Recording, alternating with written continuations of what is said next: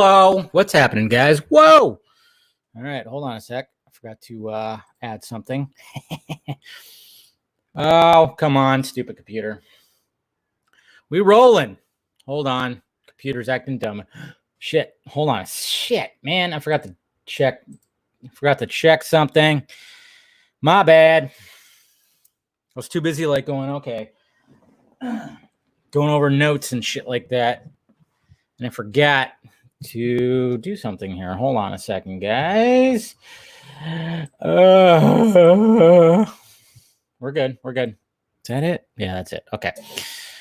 All right, we're getting it rolling here. What's happening, guys? It is Friday, motherfuckers. That's right. We made it to the week. I mean, hopefully you guys made it. I've been off today, so it's been pretty damn great, man. All right, so got that. All right, we're good. All right, what's happening, guys? Sorry. Let's get rolling, man. Mr. Crowley, Primitive, what's going on? Yes, John. If I want to play, let's play.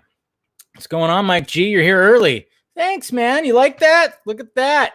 Got the 3 spikes on the tail, the Batman 89 logo, the infamous Batman 89 logo, because you know what I love about this logo? I love even when I was a kid, I was all, wow, what's up with that logo? That logo is not the normal Batman logo.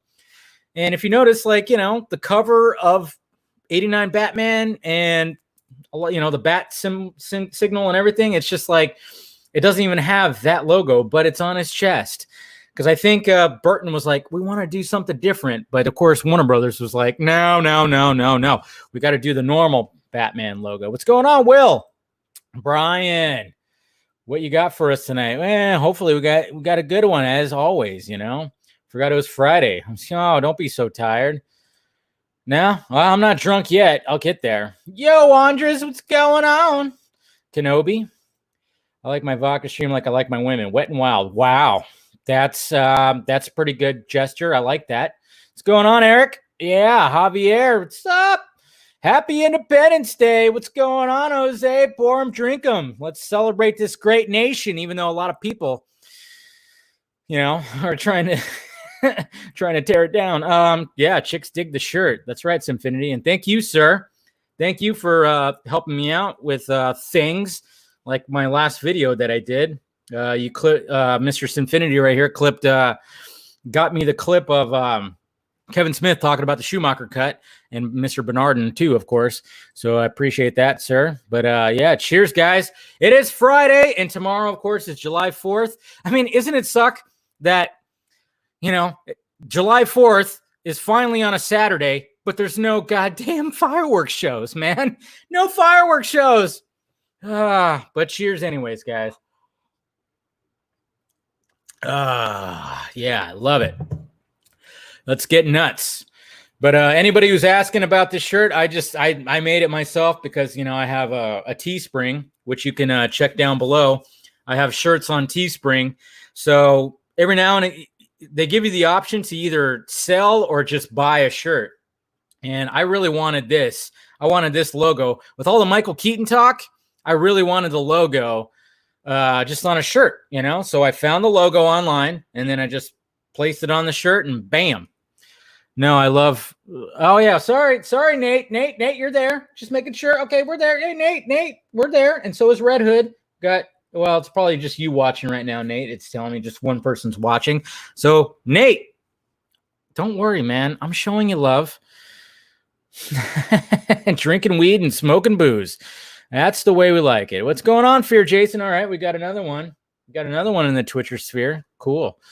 But anyways, guys, that's what I wanted to do. All the Michael Keaton talk, I was like, man, I want to fucking, I don't remember them making a Batman shirt that had this specific logo on it. So I was like, you know what? I'm going to make it like that, and I'm not going to make it all big. Normal Batman shirts always have it all big. And I'm like, no, I'm going to make it where it looks like, it's on the chest. The emblem is on the chest of the Bat costume. Maybe I'll have Casual Batman rock this shirt the next time he's doing it. What's up, Garza? Garza's watching, guys. Uh-oh. Now I got to be on my best behavior. Anyways. And guys, my lips are a little dry. So if you see me doing this, It's because I'm putting chapstick on. Medicated Blistex. Yes. I have sensitive lips. Okay. Just kidding. It's my herpes medicine. Anyways, already starting off bad. But yeah, if you see me doing that, my lips have been pretty, I have really sensitive lips, and being in the desert air last week really like dried them out. So all week I've been just like lubing them up, making them look shiny for the live shows. Anyways, I don't know about anybody else, but I'd be 100% happy if we got a trailer for Snyder Cut of DC Fandom, and then nothing else till it comes out next year. Well, I mean, I'm sure that's probably going to happen. I mean, I'm pretty much, you could put your money, you could basically put your money on, you could put your money on him showing up at DC Fandom, because we know he's going to be there, and we could put your money on the fact that he's going to bring a trailer there. So yeah, 100%. I mean, maybe he'll bring it to Justice Con. Who knows? That would be pretty crazy if he did that. So I don't know. We'll see what happens. But yeah, I'm pretty sure. Okay. And speaking of Vegas too, guys, and I hope he's watching. Shout out to the Sci-Fi Center. Okay, I gave him a shout out on Monday's Film Junkee Live, and I'm going to show that picture again. Shout out to Mr. William, who works at the Sci-Fi Center. I visited him last Sunday because he asked if I would show up and stuff, and I visited him in the shop that he works at, which is a cool little shop. Of course, being on Sunday night, they were doing like some kind of actor studio kind of thing, so we couldn't really see the shop in full. But I talked to William for a little bit, and yeah, nice dude, and we had a lot of fun. Of course, we're wearing our masks when we took the picture. I mean, I look like I'm about to rob a train or something, but and he's going to go into surgery. But anyways, yeah, I visited him, and he gave me an awesome Han Solo frozen in carbonite poster that I'm trying to still figure out where I'm going to put it in my place. I will find a place for it because it is an awesome poster. So shout out to Mr. William at Sci-Fi Center. He's a fan of the show. He's a fan of a lot of the other people that frequent the show and everything. So I just wanted to give another little shout out to him. And hopefully when I'm back in Vegas, I'll visit him again. So good stuff. Krypton Cage. It's going pretty good, motherfucker. It's going pretty damn good. So I'm getting drunk. Yeah. Smart thinking on this. Yeah, exactly. Because I always hate it when they make these bat shirts and they make it huge, and I'm like, come on, make it smaller, make it to where it looks like, you know, how it would look if you wore a bat suit like that. You know, I mean, I get the fat bat. You guys know I have that fat bat shirt, and I even made the Pattinson bat shirt. If you want to, you know, if you want one of your own, I have it down below. You know, obviously that's going to be huge, but I wanted the emblem. I'm trying to get it centered here. I think, yeah, there you go. I have a little crooked, but yeah, I just wanted it to, like, you know, be like right there on the chest. So pretty good stuff. Yeah. So I'm pretty excited about it and anything, but anyways, I don't know if William's here. Was William? Oh, there he is. Bam. There's William. It's going to be, oh man, it's going to be 108 over there tomorrow. So yeah, there you go. Yeah, I know I'm short. I get it. You're a tall dude, but yeah, there's William Powell, Sci-Fi Center. Really nice dude. Chatted with him for a little bit about everything and stuff. So, yo, the shirt needs nipples, Dave. This is not the Kilmer or Clooney shirt. I'm actually tempted to make a Kilmer and Clooney shirt with their bat symbols on it, and maybe I will put some nipples. Or I'll just stick my nipple out there. I don't know. If it gets cold enough, I'll turn the AC down to about, 59 degrees, and maybe a nipple will pop out for you, Dave. Dirty. Oh, man, nipple shirt. Yeah, maybe. What's going on, Darkseid? So, yeah. Yeah, it's going to be hot over there in Las Vegas. It's going to be in the high 90s tomorrow over here, so I'm not going to be there. What's up, Jedi MILF? Bat ass. I like that. Good stuff. Release the titty cut. I like that. That is the 89 Bat shirt. Look at that. Yeah, I know. I'm still toying with that. I'm like, I still have it saved. I'm like, I wonder if I could sell that shirt, but I don't think I can with the trademark of it. But I did like that little Keaton shirt I did. But I might, because I actually like. I mean, first off, the Kilmer bat suit is pretty damn awesome. I'm just saying. And then you got the Clooney. The Clooney bat logo is actually pretty cool too, because they didn't do the yellow background with the Clooney logo. The Clooney logo is 3-dimensional, and it's all black and blue or whatever the hell. So I might actually do a Clooney logo as well, because I actually like the Clooney logo. It looks pretty cool. You know, I might do like a collection of little, of all the bat shirts.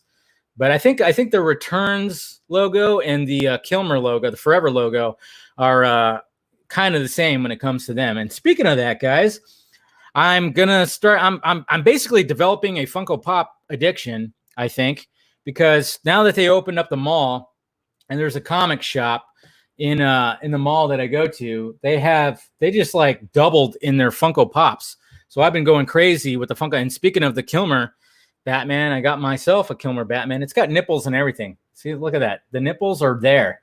Is it cold in here? It is. And I love the fact that he's holding one of Riddler's riddles right there. So I got that. I mean, I have my whole collection. I already had Nightmare Batman, and of course regular Batman from BVS. But yeah, I got the Kilmer Batman, and then I got the tactical ice suit Clooney Batman. Which, come on, this is awesome. This is fucking awesome. Look at how great he looks. He looks great as a Funko. Okay, looks awful in the movie. I'll give you that, but it looks great as a Funko. Come on, that's so good. Good stuff. What else? Oh yeah, and then yesterday, yeah, this was yesterday because it was like a 3 for $27 deal. And then of course I got a Tyler Durden, which is so awesome. I saw that and I was like, oh yeah, I gotta have the Tyler Durden. I actually watched Fight Club today too, because it's one of my all-time favorite movies. But and then of course today I went back because I'm like, you know what? I got to get all the Batmans now. Got to get all the Batmans, and I got Justice League Tactical Suit Batman. Naturally. Looks badass too. I mean, if you look, you put these two together. I mean, come on, you put these two together. Who wants to fuck with these two guys? You don't want to fuck with them. My God. So got that, and then I also got I got the Mandalorian like bobblehead version guy because I thought that come on, he's badass.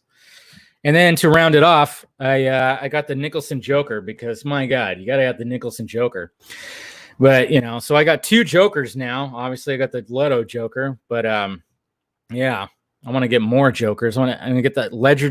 Basically, I'm starting to have a little addiction when it comes to these Funkos. I mean, I already got my Aquaman here. But I was almost tempted to get the movie Aquaman. Yeah, I know. You guys warned me about the Pops, man. And now I'm just like, oh, I want more. Yeah, this is the way. So that's what yeah. I might be frequenting the comic book shop, because there's like a John Wick, there was a Slimer, there's a big, huge, I know, Meg. Yeah, no. After interviewing the new Nerd Queens and Meg, I'm like, damn, I need to upgrade. I need to upgrade my Funkos, man. I need to upgrade them.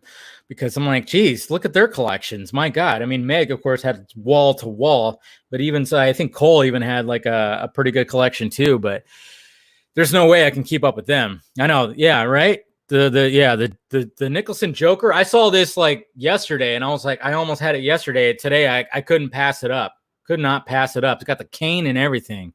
I mean, and the hat, very top heavy.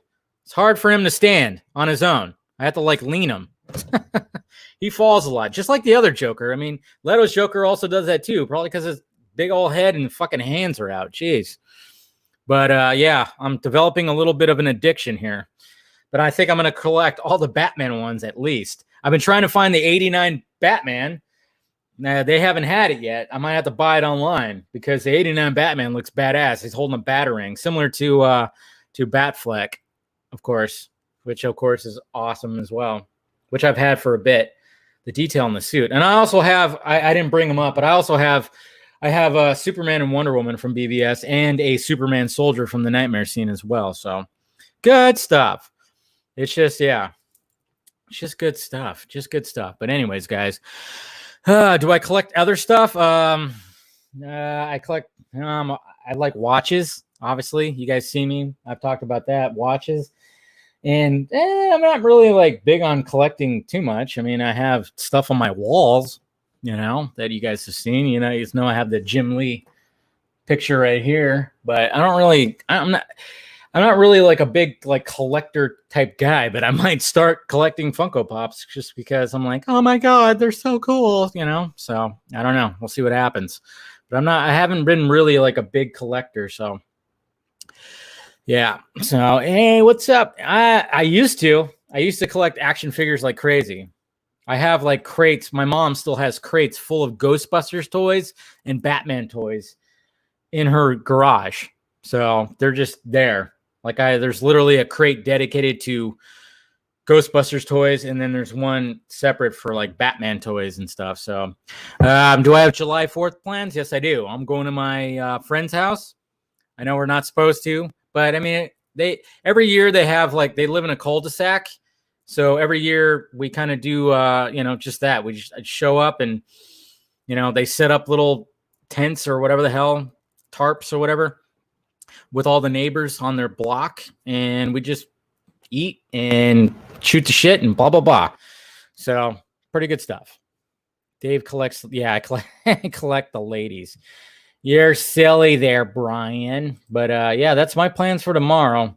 It's not going to be anything too crazy or extravagant, but it's definitely something. So, all right, all right, let's start looking for my guest here. I'm going to go ahead and send him. And all right, let's see. There we go. Okay, send that link. The Vodka stream might start getting crazy now, guys. Did you guys see that StreamYard now allows 10 people to be on a stream? 10 people. So, whoo! I know Casual Batman needs a Funko Pop. What the hell? By blowing up a chunk of it. Yeah, but it might get a little crazy. Who knows what's going to happen when it comes to the Vodka streams now? Because, like I said, 10 people are now allowed. 10. Yeah, Garza. Can you believe that? 10 people. They're now allowing 10 panels. So we'll see what happens. We'll see what happens tonight. Maybe we'll push it. We'll push it to the limit. I don't know. See, already hearing fireworks out there. Already hearing fireworks. All right. So do that. All right. Anyways, guys. All right. What's going on there, Teth? How you doing? Yeah. All right, guys. You ready for my guest? Special guest coming at you, Mr. Jason Laboy. What's going on, man? What's up, brother? How are you? Good. How you doing? I'm saying your last name right? Laboy? Is it Laboy or Correct. is it? It is Laboy. Okay, just double checking, making sure, because if you can ask anybody in the live chat, I'm terrible with last names for sure. But thank you for coming on, man. It's been a long time coming. Yeah, it's been a long time coming. I've talked to you, of course, DMs and stuff like that, and then of course seeing your tweets and seeing your stuff. And if you guys want to visit his website, it's jasonlaboyphotography.com. Let's go ahead and bring that up for you guys here. A lot of good stuff right there. You do a lot of convention stuff. I kind of have to like go a little fast because you did have a picture of burlesque. And I was like, I don't know if that's going to pass YouTube. So I was like, I better scroll. If you click on that middle one there in between New York Comic Con and then my brother's wedding, that's the Liz Wonder shoot with Clay Anos. Oh, right here. Yeah. Yeah. That's pretty cool. Yeah. With Clay Anos and everything. Oh, look at that. That's pretty awesome stuff right there. Bunch of stormtroopers lying on the ground. Oh, so basically Wonder Woman taking out stormtroopers. Good stuff, man. That's really good. So so if you guys want to visit the website, it's Jason Laboy at jasonlaboyphotography.com. A lot of good stuff there. So I wanted to get to know you a little bit here. So you're in the Bronx, right? Or somewhere near there? I was in the Bronx, in Brooklyn now. It is 11:21 here. Fireworks are going off because, dude, I got fireworks going outside of my window as well. Yeah, I don't know what the hell it is, but for the past since June, early June, fireworks every night. Every night. To about 3 a.m. And I work about 5-6 hours a day. So I'm up at like 5, 6, getting ready to work out. I'm like, come on, man, like stop it already. Like, I get it. I get it. We're frustrated. We're locked home. We can't do much, but like, okay already with the fireworks, enough. I know, right? It's killer, man. It's been the same thing over here too. Every night, just boom, boom, boom. And I kind of live in a somewhat sketchy area, somewhat. So I'm like, that was a firework, right? That was okay, yeah, that was a firework. It wasn't anything else. But did you grow up in the New York area, Bronx area? Yeah, born and raised in Brooklyn. Moved to the Bronx. Lived there for about 9 years. Came back to Brooklyn. I did have a small stop. I lived in a small town called Zelienople in Pennsylvania when I played baseball back in the early 2000s. So it was kind of like the movie Summer Catch with Freddie Prinze Jr. Okay. Where I lived with the family, played baseball. Jessica Biel was on that? Yeah, I think, right? Yeah. Jessica Biel with the love interest, yeah. Mm-hmm. Yeah, so that big in sports. Then from there, got back into photography. And from there, it's just been, a camera's been able to get me access and meet people that I would never imagine I would be able to meet and speak to, without photography in a sense. Yeah, I was going to ask you about that, but I'm kind of curious. So you played baseball. Did you get to like what? Single A, triple A, double A? It was like independent league. So I guess you would call it triple A. Yeah. So it was triple A ball. At the time, mentally, I just wasn't in it because I was about to be a father for the first time. So this is almost 20 years ago. So while I was out there playing ball, I was more focused on, I got to finish the season, get back home so I could see the birth of my daughter and, be a father. Because, at the end of the day, one thing my father told me was never run from your responsibilities. So I gave up my baseball playing career so I could raise my daughter in a sense. So, and then from there, like I said, just worked, picked up my camera again, developed a love for it, and it just opened doors for me that I'm grateful to have thanks to photography. Yeah, I've noticed that. You've been to many conventions, and praise to your dad for, I mean, that's good advice right there. I mean, you got to do, if you're gonna have a child and you're gonna have a family, sometimes you got to make those sacrifices. But luckily, I mean, even though like I'm sure you had a passion for baseball, which I could totally understand. I love baseball, but the fact that you gave it up, you did that, and then you just picked up the camera. And I mean, some of your shots, just looking at your website, I mean, you take some really good shots, man. And like you said, it opened up doors. And of course, you've met some really awesome people, like, for instance, Leanos. Yeah. Correct. And everything. So that was awesome. That one was awesome because being a fan of his for so many years, knowing he shot the posters for these, for these movies. And normally they say, there's a saying, be careful about meeting your heroes because they may let you down. It's not like that with Clay. Clay was one of the sweetest people I've ever met. Completely humble, genuine. There's not a single bad thing I could say about him. And being able to call him a friend and, speak to him on occasions, we'll text each other, how things are going like that. How's life treating you? Once, he told me once things start to die down, let's get out there, let's start shooting again. I said, absolutely. I got the new Snyder Cut shirt with the hoodie, and I told him, hey, let's revisit the shoot we had because I've lost 80-something pounds since that time. So let's revisit the shoot so I could wear the new shirt. And then I've been wearing this hat for nearly 3 years now. It also helps that it's my logo. Yeah. My initials, but at the same exact time, I'm a DC fan at heart.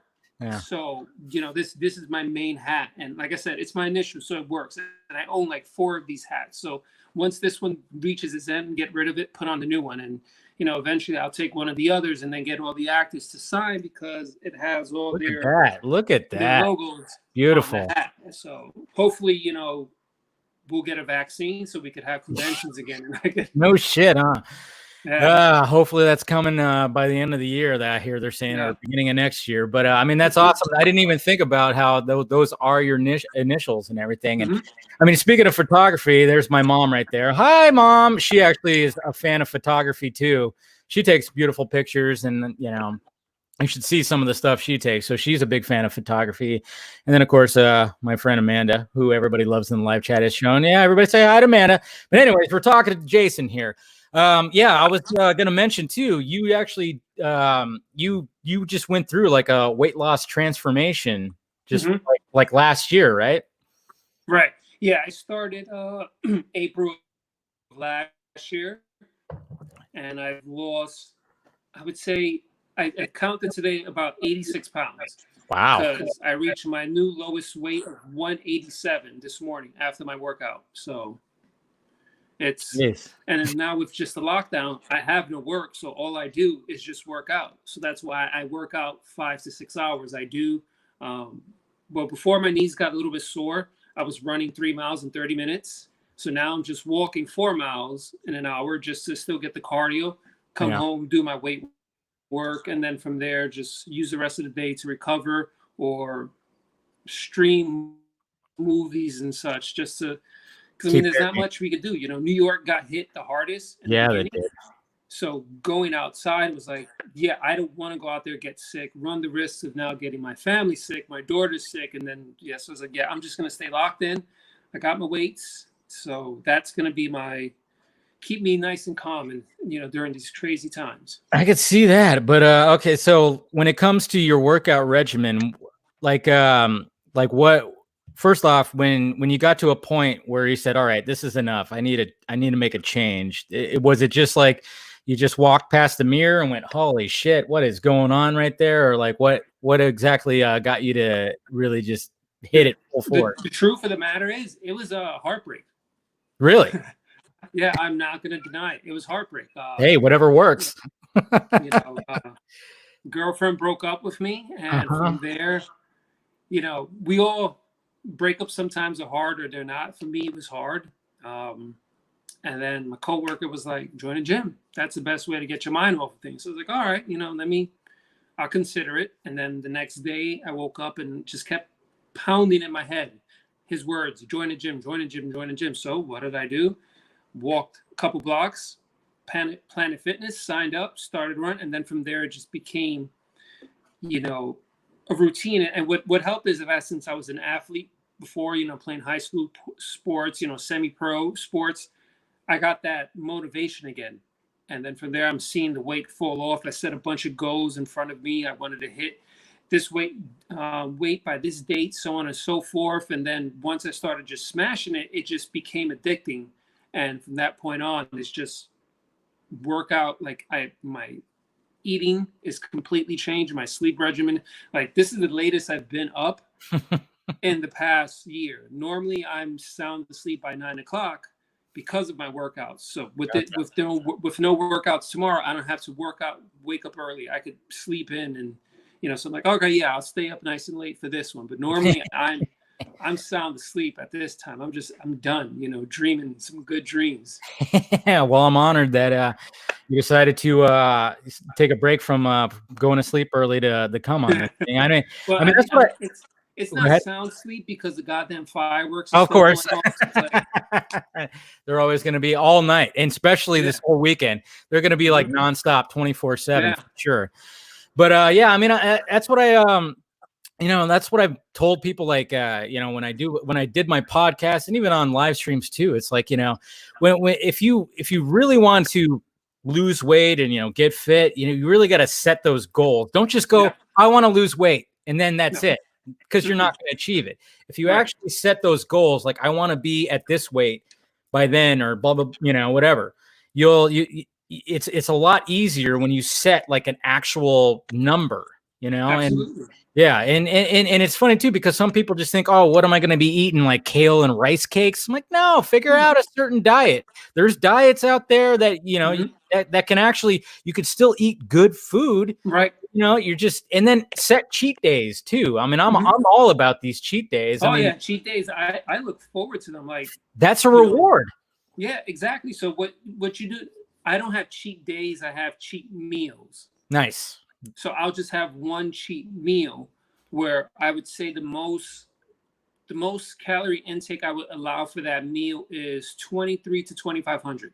Okay. I would not allow anything higher than that, because now that's just setting me back. Yeah. Because my daily calorie intake is 1,800 to about 2,100, because I'm still trying to shed off some extra body fat, because my heaviest weight, and back in January 2019, I was 273 pounds. Whew.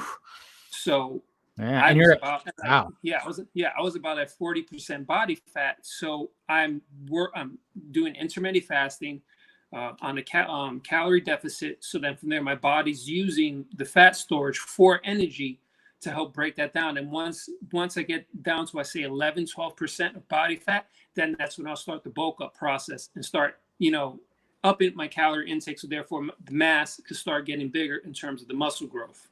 There you go, man. We got a superhero right here. I mean, I try to do it that as much as possible. Even today, like, I do the intermittent fasting too, and I'm just like, at first I didn't think I was going to be able to handle it. I was like, how, I'm all about breakfast. I need my breakfast. Right. But after like a week of not doing it, I got used to it. I mean, yeah, I'll be hungry and everything, but as soon as I eat that first meal, and I try to eat something just strictly like protein or veggies or something like that, and I'm good. I'm good. Yeah. And then I get home, I'll have like a little snack, and then I'll have like a dinner that's just strictly just protein and your veggies and stuff. But today, even like since I was off work today, I did my workout on a fast. I had nothing in my stomach, and it's amazing how much energy you have when you have nothing in your stomach. And that's what I was trying to tell my brother that last week, because he was thinking about losing some pounds. I'm like, dude, just go to the gym on an empty stomach, see what happens, because your body just has that energy stored. If you have like a big meal and then wait an hour and work out, sometimes you could feel a little sluggish, yeah, you could get bloated, you could get cramps. Uh-oh, I think I lost him. Jerry, are you there? Yeah. Okay, you're bloated. You start, okay. Sorry, you froze a little bit there. Sorry. Yeah. Yeah. Okay, you're good now. If you eat a meal prior to working out, you could get bloated and such. So therefore, as you're working out, you could have embarrassing moments, gas. You could pass gas while you're working out, or you may have because you're straining while you're doing this, and you're putting that pressure on your core. So now that's pushing down on your abdominal area, and therefore that could force things out. And the last thing you want to do is have to stop your workout, run to the restroom, take a dump, and then come back and get back into that whole swing of thing. Because if you don't wipe clearly, now you're going to start getting that funk going. Oh, man. Yeah, I've been to the gym, and there's some people that walk by, and you're like, what the? Like, I know, dude. Sometimes, yeah, when I was part of a gym, and you go to that bathroom sometimes, and somebody just, you could tell they had a very protein-filled meal beforehand. You're like, okay, don't do that. Don't do that, please. But I've said that to people too. It's like, and I was telling my brother, I'm like, just work out on a fast. You think you can't do it, but you'll be amazed at how much energy you have just on an empty stomach. And then you just have a nice freaking meal right after. And you just feel great for the rest of the day. You really do. Yeah. And if you feel you start getting a bit sluggish during your workout, have Sour Patch Kids. There you go. Like 2 or 3 Sour Patch Kids. That's instant carbs. Your body absorbs it right away, gives you a quick boost of energy. There you go. Activates your mind again. Now you're back in it. And then you could complete your workout. Or dark chocolate. Dark chocolate. Yeah. Yeah. Good sources of just instant carbs, gets right into your system, gives you that little quick kick of energy. Not no Red Bull, no Monster drinks. That's pure sugar. Sugar and just crap. Just 2 or 3 gummies, pop that, and then you're good to go. There you go. Workout advice from Mr. Jason right here. So let's get down to the nitty gritty here when it Yes, comes sir. to the Snyder Cut movement. How did you get involved when it came to the Snyder Cut movement and everything that was involved with it? When did you first catch wind of it? Did you hear stuff behind the scenes, being at conventions? How did you get involved?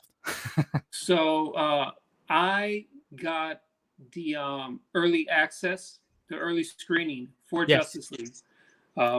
But prior to that, so I was working San Diego Comic-Con, and I was excited for the trailer that they were going to show at San Diego Comic-Con. This was 2017, I believe. Yeah. But I remember prior to that day, I was at an after party for my company.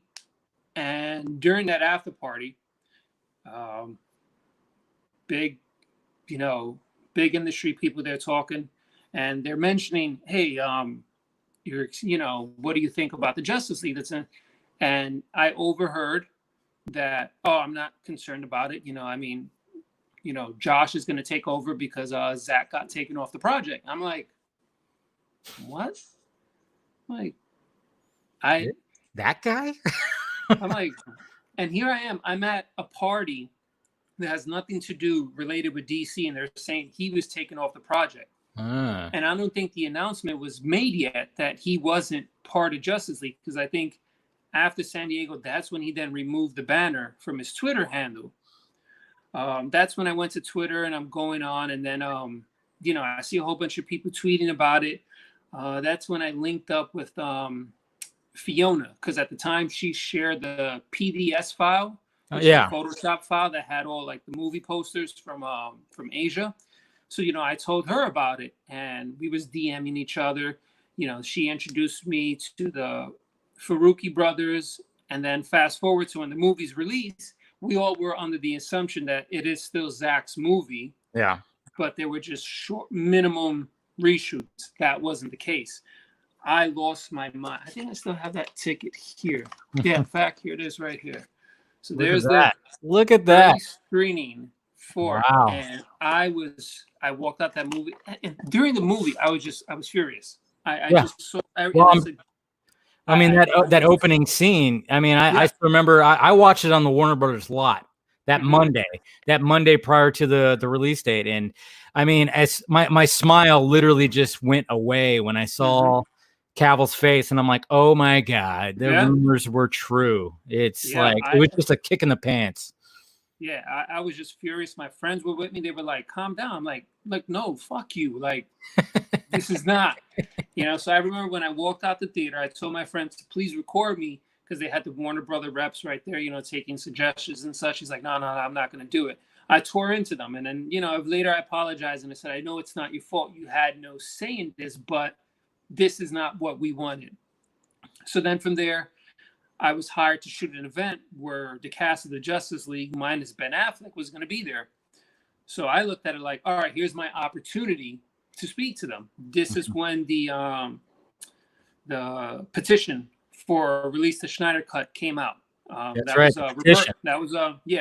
So Roberto, right. He's the one. He's responsible for the start of this movement. Then Fiona started sharing it. She got the Faruqi brothers involved so they could clean up the language in the petition. Then there was a falling out they had there, but he started it off. Then she started sharing it. Then she started sharing some things with me privately that Zach sent to her or other people and such. And that's when I became more involved myself, because I told her then now I have access to get to these actors and speak to them and find out what's what. So that Saturday morning of that convention, Kieran Hines arrived, and they didn't have his booth set up yet. I'm making my rounds, and I saw that, so I decided, let me stop and help set up his booth. Start getting his table, his chairs ready, his markers, his pictures, set up his banner. His handlers were there. I think maybe one of them was his wife as well as his manager. And then I got to talking to him, and I was like, what was that?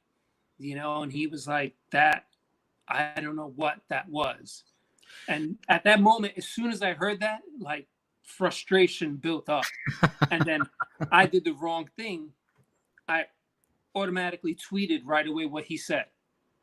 Didn't that quote make the rounds? Like a lot of people were, that I quote even made videos. Yeah. Correct. And the reason why I say it was a mistake was that I should have given it to someone else. Yeah. To say it instead of I say it, because what happened now is that now I've had to sign NDAs going forward when I shoot these events. Shit. Because I let that information out when, I shouldn't have. I should have given it to somebody else and say, hey, you say that he said this. But whatever the case is, it got out. You know, and because again, I made the mistake. I was a fan.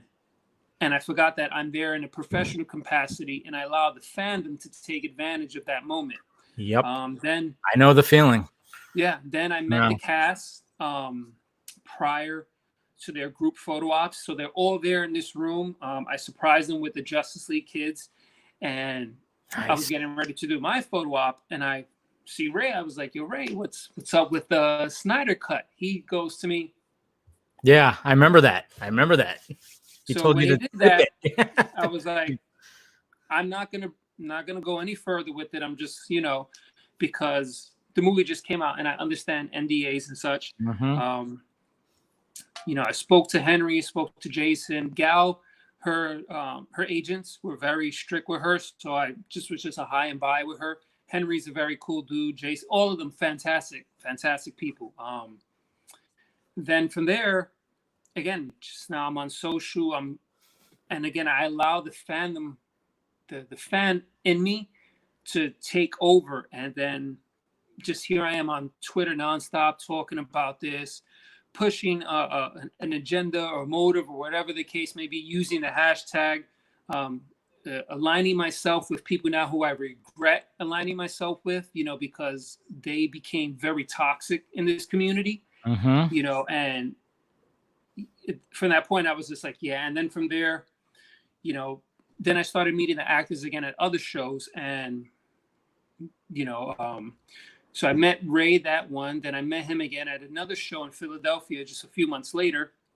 A mutual friend introduced us because I wanted to film him while he was at a convention, just to get, a nice little video for Vero showing like what it goes through. And so we were introduced. The next day, he was like, "Oh, why are you gonna tell me you know him?" I was like, "Yeah, it's my people's." Yeah. So we got to hang out for those 2 days, and I learned a lot about what happened. I'm not going to say what he told me per se, but I can say his tweets this week, they are valid. Yeah, they are 100% valid, and I'm taken back to see. I think it also probably has to do with a race thing as well. Yeah. Or maybe celebrity status, but his complaints are 100% valid. With what he told me, they are valid from what happened during the filming of that movie. Wow. There was a lot of bad things that happened, shady things, backstabbing things. It's just, but again, it's for him to say it. He's already opened that box. It's not for him to present, his grievances with the with Whedon, Johnsburg. That's his. I'm not going to take that from him. But I can say what he said is 100% true. There was a lot of stuff that went down with the filming of that movie. And then eventually I spoke to Ezra. Ezra shared some things with me. Jason shared some things with me. Again, it's not my place to say. Yeah. But they are valid. They are 100% valid. I met Jay Olivia in, I believe, 2018, because we thought at the time the Snyder Cut was going to be announced. I thought so myself. I even shared it because there was another show I was at with Kevin Smith. I spoke a lot with Kevin Smith backstage to one of the shows. And he was saying he wants the cut. He heard that the cut exists. He just wants it out there. He was like, look, just give us the fucking movie because what we got was garbage. Mm-hmm. If anything, it'll be better. He was like, and if it's not, it'll be put to rest, and then they'll just reboot the whole shit. But he was like, get it out there. And he shared with me some things that he heard on the scene. And I'm like, yeah, I heard the same exact thing, and I told him who told me, and he was like, well, fuck yeah, then it's true. You know, if you heard from this guy, I was like, yeah. So then I met another person who has the same convention.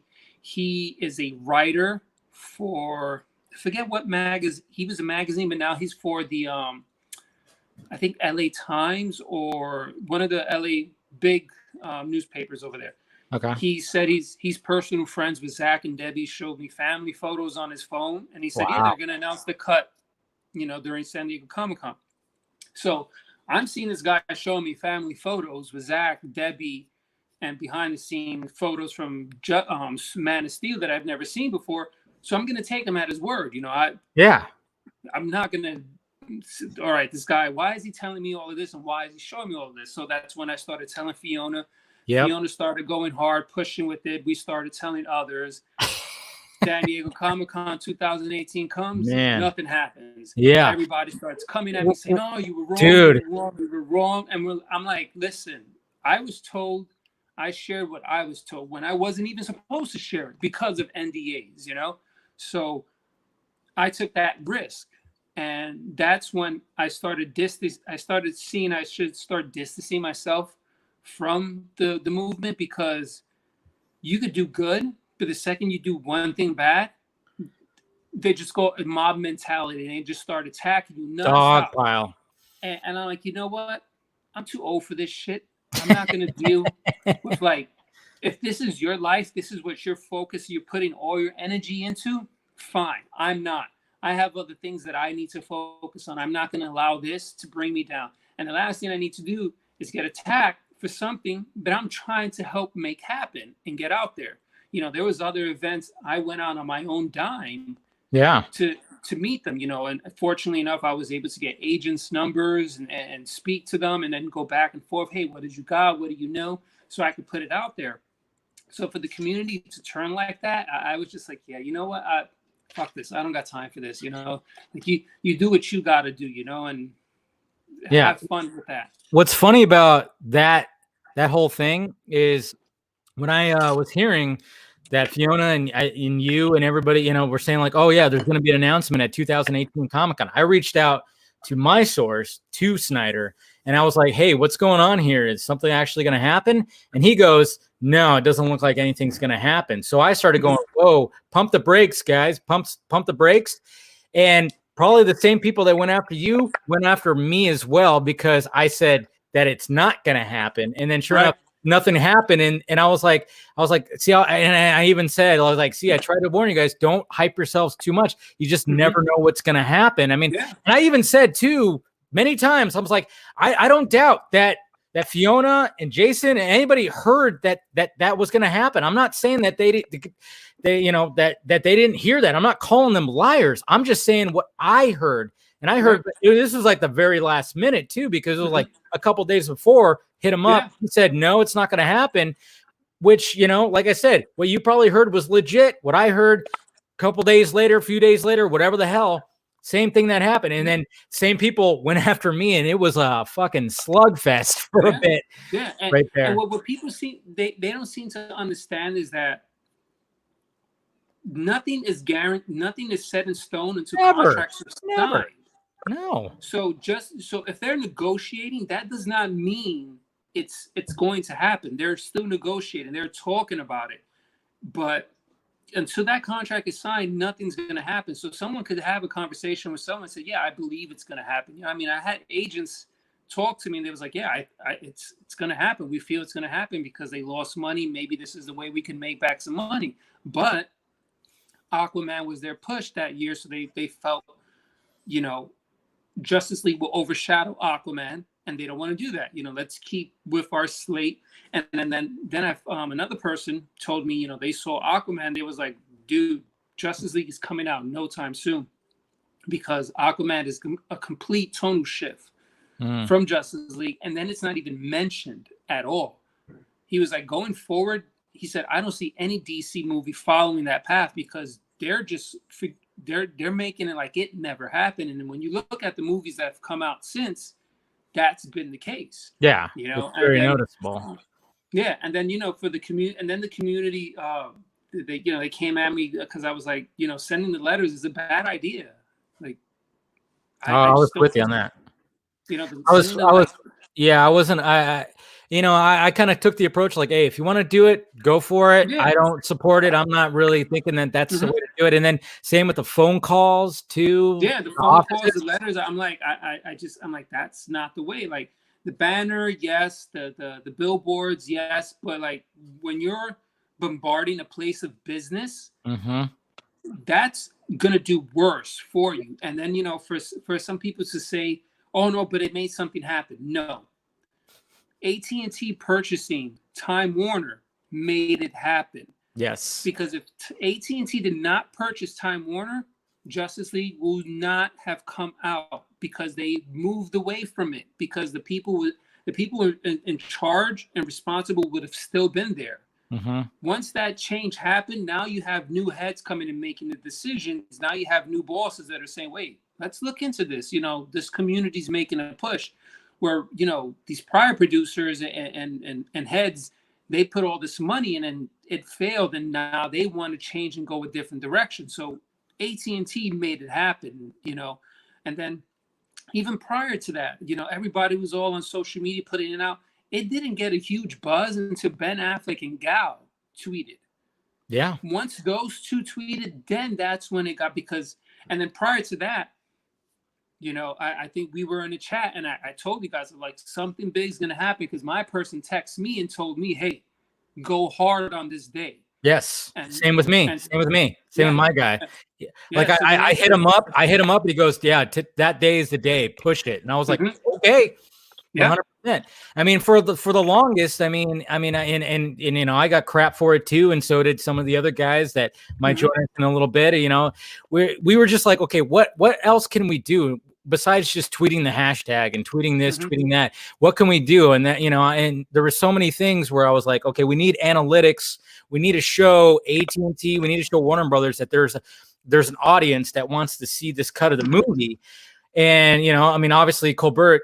Yeah, he's a big numbers dude. He knows. He was checking all that, and there was just so many different ideas. It's like, okay, we show up to Comic-Con with a sign. Show up to even I did a D23 video just to see if people on the other end, Disney, Marvel, just to see if they're aware of it and they support it. And we got people that were supporting, that were full up, dressed up in Captain America gear or whatever the hell. That were like, yeah, we'd love to see it. That's what we wanted to show. And of course, we got crap for it as per usual. But it wasn't until, like you said, November 17th of last year when Snyder really just coordinated with fans, coordinated with the cast, and just pushed it out there. I mean, it was almost like he had a meeting with Warner Media or AT&T, and then just said, "Hey, let me show you that there's an audience here." And he did, and there was. And ever since then, it's like, okay, keep it going, guys, keep it going. Yeah. Exactly. And there's good and bad about the community. There's good for the fact that, it brought a lot of people together for one common goal, something that we're passionate about. The bad part is you have the gatekeepers, or the people labeling others as part-timers or just being toxic and violent, saying, well, no, that's not the vision, or to hell with that director and all this other stuff. Like, yeah. I know. We're like, hey, we're all about artistic integrity, except for when it's exactly doing a different kind of movie. Absolutely. I'm like, wait, so you want to see this person's vision, but the other person's doing their vision, and you're against that? Like, no, to hell with them because they're not following Zach's path. I'm like, they have their own vision of what they want their movie to be like, So I just had to step away because. Well, I've got enough shit in my life. I don't need to be bothered with this nonsense. Well, I think actually, didn't you get like a lot of heat because you weren't a fan of like the black and silver suit, right, or something like that? I'm not. Yeah. I'm not gonna be. But you know what? What was funny about that is like, okay, you just voiced your opinion. You weren't like a big fan of it, and that's it. And you got dog piled on. Oh, I got dogged on it. And then I ended up getting unfollowed by a few people who I met through. So Jay Olivia unfollowed me because of it. Wow. Yeah. Jay Olivia unfollowed me because of it. A few agents unfollowed me because of it, because from what they told me was that the base was using that as an attack, and they just didn't want to be associated.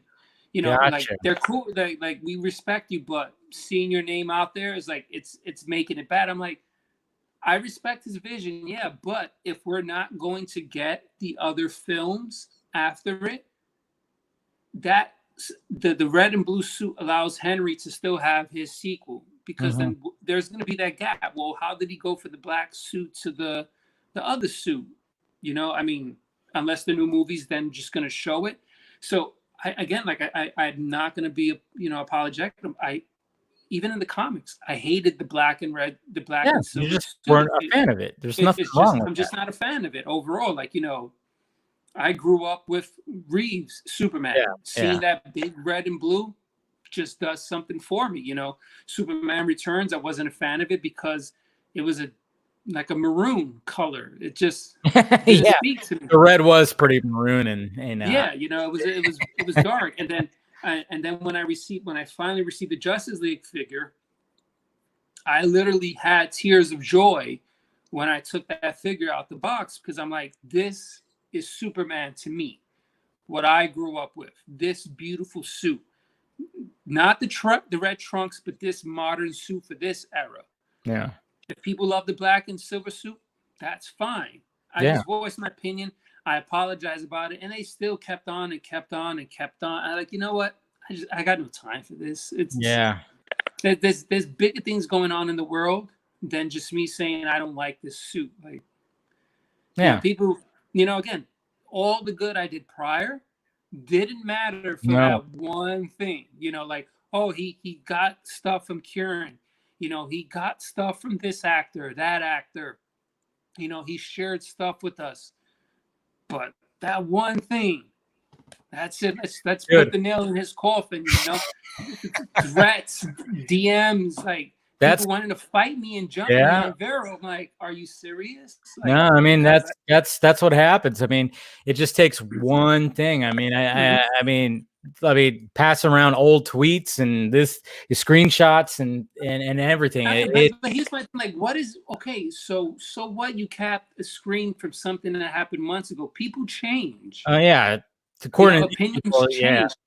Like, yeah, well, it's back to the part-timer thing. Like, when they call you part-timer, it's like, come on, really? Like, you know, everybody had their roles. You know, we all have our different voices. Like I said, when it came to certain campaigns, like the letter writing and the phone call, I was like, I'm not about it. If you want to do it, have at it. I'm going to do what I do, which is talking to a microphone into a camera, get out the information, and even then, I got hounded as well. But just the fact that just like that little thing that caused like a ruckus with everything. I mean, it is pretty crazy about how that works and all the dogpiling. And I hate when that happens. I always say, like, stop with the dogpiling. I mean, Jesus, people are going to have different opinions about this whole thing. And, we just gotta, I mean, like I said, after November 17th, I mean, we're in a whole new realm here. And what I don't get, why are people still fighting? Like, they are. Got the movie. I know. And what it comes down to, honestly, I believe, is that people invested so much time and energy into fighting for it that now that it's actually happened, they have no idea what to do. Exactly. So what's the next thing they fight for? Now they're fighting for recognition. I did this. I did that. I'm responsible for all of this. I'm like, but yet we're the clout chasers. That's what's so funny. I'm like, are you kidding me? I'm like, were you boots on the ground? Were you attending conventions? Were you meeting, were you paying out of pocket to meet these celebrities to find out, like, respect to all the fans who went to conventions, who went to, and asked those questions to Jason, Ezra at the booth and Ray, and say, hey, do you want the cut? And then they come back to tweet it. Yes, they're just as responsible, or more so, because they went to the source instead of getting telephone messages from someone else and then putting it out there. The sisters you mentioned about the Pops, I forget their name. The Nerd Queens. Yes.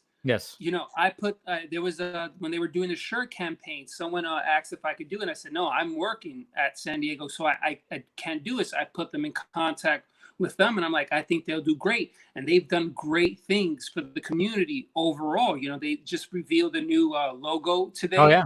for the Snyder Con. Mm-hmm. And I wrote her in private, and I said, I understand the hand that's pointing. I guess it's a reference to Zach. But I said, you know, Snyder's fan base is very diverse. I said maybe the artist could change the hand to a darker pigment hand to represent the people of color, because there's a lot of people, you know, in the Middle East, you know, a lot of Muslims who are Snyder fans, and maybe have, people from India, right, have a hand with a darker color, and then they'll feel empowered because it's like, okay, that's speaking to me as well, you know? So, I mean, there's a lot of people who did things, you know, but then you have the, you know, like the release, the Snyder Cut Twitter, like the admins there, I just like, they want this clout, like, yeah, we did this, we did that, like, I know. Fine, you put a banner in a soccer stadium, which I felt really didn't do much, because one, soccer fans are there for soccer. Two, they're drunk and they're focused on the game. If anybody goes to a game, how many times do you really look at those banners and wonder, oh wait, yeah, let me find out what this is about? Unless there's TNA there, because the demographics of sports are mostly males, they're not really looking at that. They're not. So then I went to them and I said, hey, maybe you should put something in the, you know, U.S. market, because one, the U.S. market is larger than, you know. They were like, no, more people look at soccer. But I'm like, yeah, but when you watch films, they make more money in the United States than they do in Europe. You the only other place where they make more is China, because it's just a larger population. I said, I have somebody who is in an agency that does the advertisements for the NBA. Maybe we could do it during the NBA All-Star game. Yeah. Reached out to them. It was over $100,000 just for them to have advertisements. Holy shit. And I got back to them. I said, all right, you know what? You do this soccer thing. It was a good, I came up with this idea. I felt it could work, but you know what? You got something cheaper. There's no way we're going to raise over 100,000. No way. That was, they worked the deal for me. So the way it was going to be was during like a commercial break, the release of Snyder Cut was going to come up as a graphic on the screen. And the announcers of the game were going to read out something that was scripted, and then it'll go right to the game. But that's, again, over 100,000, because you have to pay the graphics department, you have to pay the announcers to say that, and yeah, it was just the whole thing. And what happened? Then I got attacked for that, because of course, you take it on like, you know what? Look, I donated money to it. Go ahead. Like every campaign that there's been donate money, I've donated to. I purchased the shirts. Anything that's suicide prevention, you have my money. I'm definitely going to help. The banner, fly the banner. I've donated money, but you're a part-timer. Yeah, that's the problem that's happening like right now. And like you said, you know, we got the announcement of the cut, and now it seems like everybody's fighting for, who did the most to get that announcement. And it's like, who the fuck cares? Seriously, like, who cares? We're getting the movie. That's why, like, again, after November 17th, I just stepped away all over again, because I'm like, you know what? Okay, it happened. There's nothing else for me to do. Now it's just for me to wait. What's the next thing for me to do actually is subscribe to HBO Max, give them my money. 100%. That's it. And now I wait. What happened? The new shirt came out. Order the shirt, order the hoodie, did my part there. That's it. No more back and forth, because what it does now is it reflects poorly on me in terms of now my career going forward, because I also do work for Marvel, and I got stuck in that mob mentality where I'm like, I'm hating on Marvel, but I'm like, wait a second, why am I hating on a company that's treating me really fucking well? Yeah. Why am I doing this? I may not agree with all their films, but you know what? They've treated me fantastic. They opened doors for me that would have never been possible. You know, I've gone to Warner Brothers and DC on a number of occasions. They turned me down. Marvel gave me an opportunity, which has now allowed me to get to. So why am I going to shit on somebody that's helped me? Like, you know what? No, I'm not going to do that anymore. And at the end of the day, like we don't have no control over them. So what are we fighting over? It's just...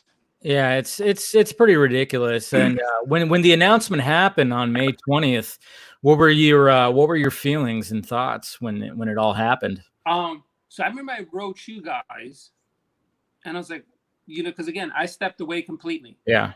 And then I I start seeing my Twitter feed. Oh my God, something's gonna happen. And I wrote to him like, hey, what's going on? And he was like, we're hearing something's gonna happen. So I reach out to my person, and I'm like, hey, and he was like, he just replied back with a wink, and I'm like, oh shit. Then that's when I went to you guys, and I'm like, yo, something's gonna happen because there's no reason for him or her to reply with a wink. Yeah. So I'm like, okay. It's just like the random text I got from them when they was like, go all out on this day. And I was like, okay, once I hear that, I know, so I tuned in, I watched it. And then it was announced. It was like, yes, like a weight, I guess over everybody's shoulders was off. Like, finally, it's going to be out there. We're finally going to get to see it, the vision he wanted, so be it. And then at that time, I'm thinking, yes, from this point on, all tweets are going to be joyful. Everybody's going to be holding hands, jumping around. And if only. Kumbaya. Yeah. 1 week. It lasted for 1 week. And now what happened? It went all over again. Well, we're more responsible, or you can't see this because you weren't in it from the beginning, or like. So ridiculous. Who are you to tell me what I can do? Mm-hmm. And second, it's not your property to deny me access. Like, exactly. It makes no sense. What are you gatekeeping? Why are you stuck in your own head and your own ego to make you believe that you have power over someone else? Maybe that's because they were enabled by people retweeting them and liking them. Like, you're still irrelevant. You're a nobody in this sense. Well, I think that's part of it. I mean, like, that's what we saw a lot was like, oh, these guys are only saying all this stuff because they want to be relevant and blah, blah, blah. And I'm like, okay, you're projecting because, no matter what, I mean, once all this is over, I'm just going to talk about movies on my channel, which I do. I still have videos that are unrelated. Like, what are they going to do now? Yeah. What are they going to do with their time? Nothing. And another thing, what was the other thing? The other thing they put on us, the 40 Club. Oh, God damn it! Yeah, yeah. The 40, like, only because only because I mentioned like, okay, it might cost 30 to 40 million to finish the VFX and finish everything, and then Garza wrote a big long article that went around like crazy, and a lot of people enjoyed it. But of course, that little small sanction was like, oh, he also said 30 to 40 million, and it was like. And then all of a sudden they labeled us that. And it was like, we always joke about it. Like, oh yeah, poor 40. But the thing that gets me is that the people I spoke to all gave me that same number. And what happened? What did I guess the new head of AT&T, there was like an interview where they first said it was 20. He said like it was 20 million, and then he was like, no, it's much larger. He said he wishes. He said he wished it was. Yeah. Yeah. So it's actually going to be more than 40 million. It's probably in the range of 60 to 80, to be honest. So I'm like, so we were right this whole time, and then it wasn't just us that said it. No, the Faruqi brothers also said there was multiple people in the industry. Clayano said it. Clayano said 20 to 30 on their podcast, and I was like, right. Well, I hope it's 20 to 30. I just was told 30 to 40. It's an estimation. They don't know these people didn't know the exact number, and we still don't know the exact number until maybe we'll find out sooner or later what the exact number that Snyder is getting to finish the damn thing. But who the fuck cares at this point? We're getting the damn thing. What was the other one after that? No, it's done. It's done. Oh yeah, it's done. Yeah, that whole thing. Yeah, that whole thing. I mean, we even Snyder was said that at SnyderCon, but at the same time, it was like when you see those videos, when he says like, "Oh, it's done," it's like he was trying to really campaign for this movie to just get out there. Like, that's what some of these guys didn't realize. It's like he's not going to just go, "Oh, well, technically, this is not done, that's not done." No, he wanted to say that his cut, start to finish, he has a cut, 3 hours and 34 minutes that is done, that is ready to go. But he's not going to mention, but it needs VFX, it needs some ADR, maybe it needs some score. He's not going to say that. He's just going to tell his fan, hey, I have a cut that is finished, that is ready to go, and it's all up to Warner Brothers, which he did say in those videos too. Right. It's up to them. It's up to them. But some of these guys took that to heart, as if like, and a lot of these guys went as far as saying like, oh, well, Zach, he's got his own production company. They finished the VFX. I'm like, that's not how this works, man. Like, that's not how it works. Like, anytime like big time VFX happen, it gets contracted out to multiple VFX studios. And they work on single shots for months. Just that's the way it works. And like Stone and Quarry, I learned that. Yeah, Stone Quarry. I learned that at one of the conventions I was working, because one of the guys I was introduced to, he worked on the Rise of Skywalker, and he was telling me, I think which convention, I don't know, it was prior to one of the trailers coming out. He was like, I'm working on the trailer right now, and I'm just like not 24/7 working on this trailer. He said, I'm working on this one section, this person's working on the next section, so on, and like we're all working, and then we got to put it together and then put it out there. And he was like, it's just a, like, again, 24/7 crew. Once he walks out, somebody else is continuing on with what he's working on.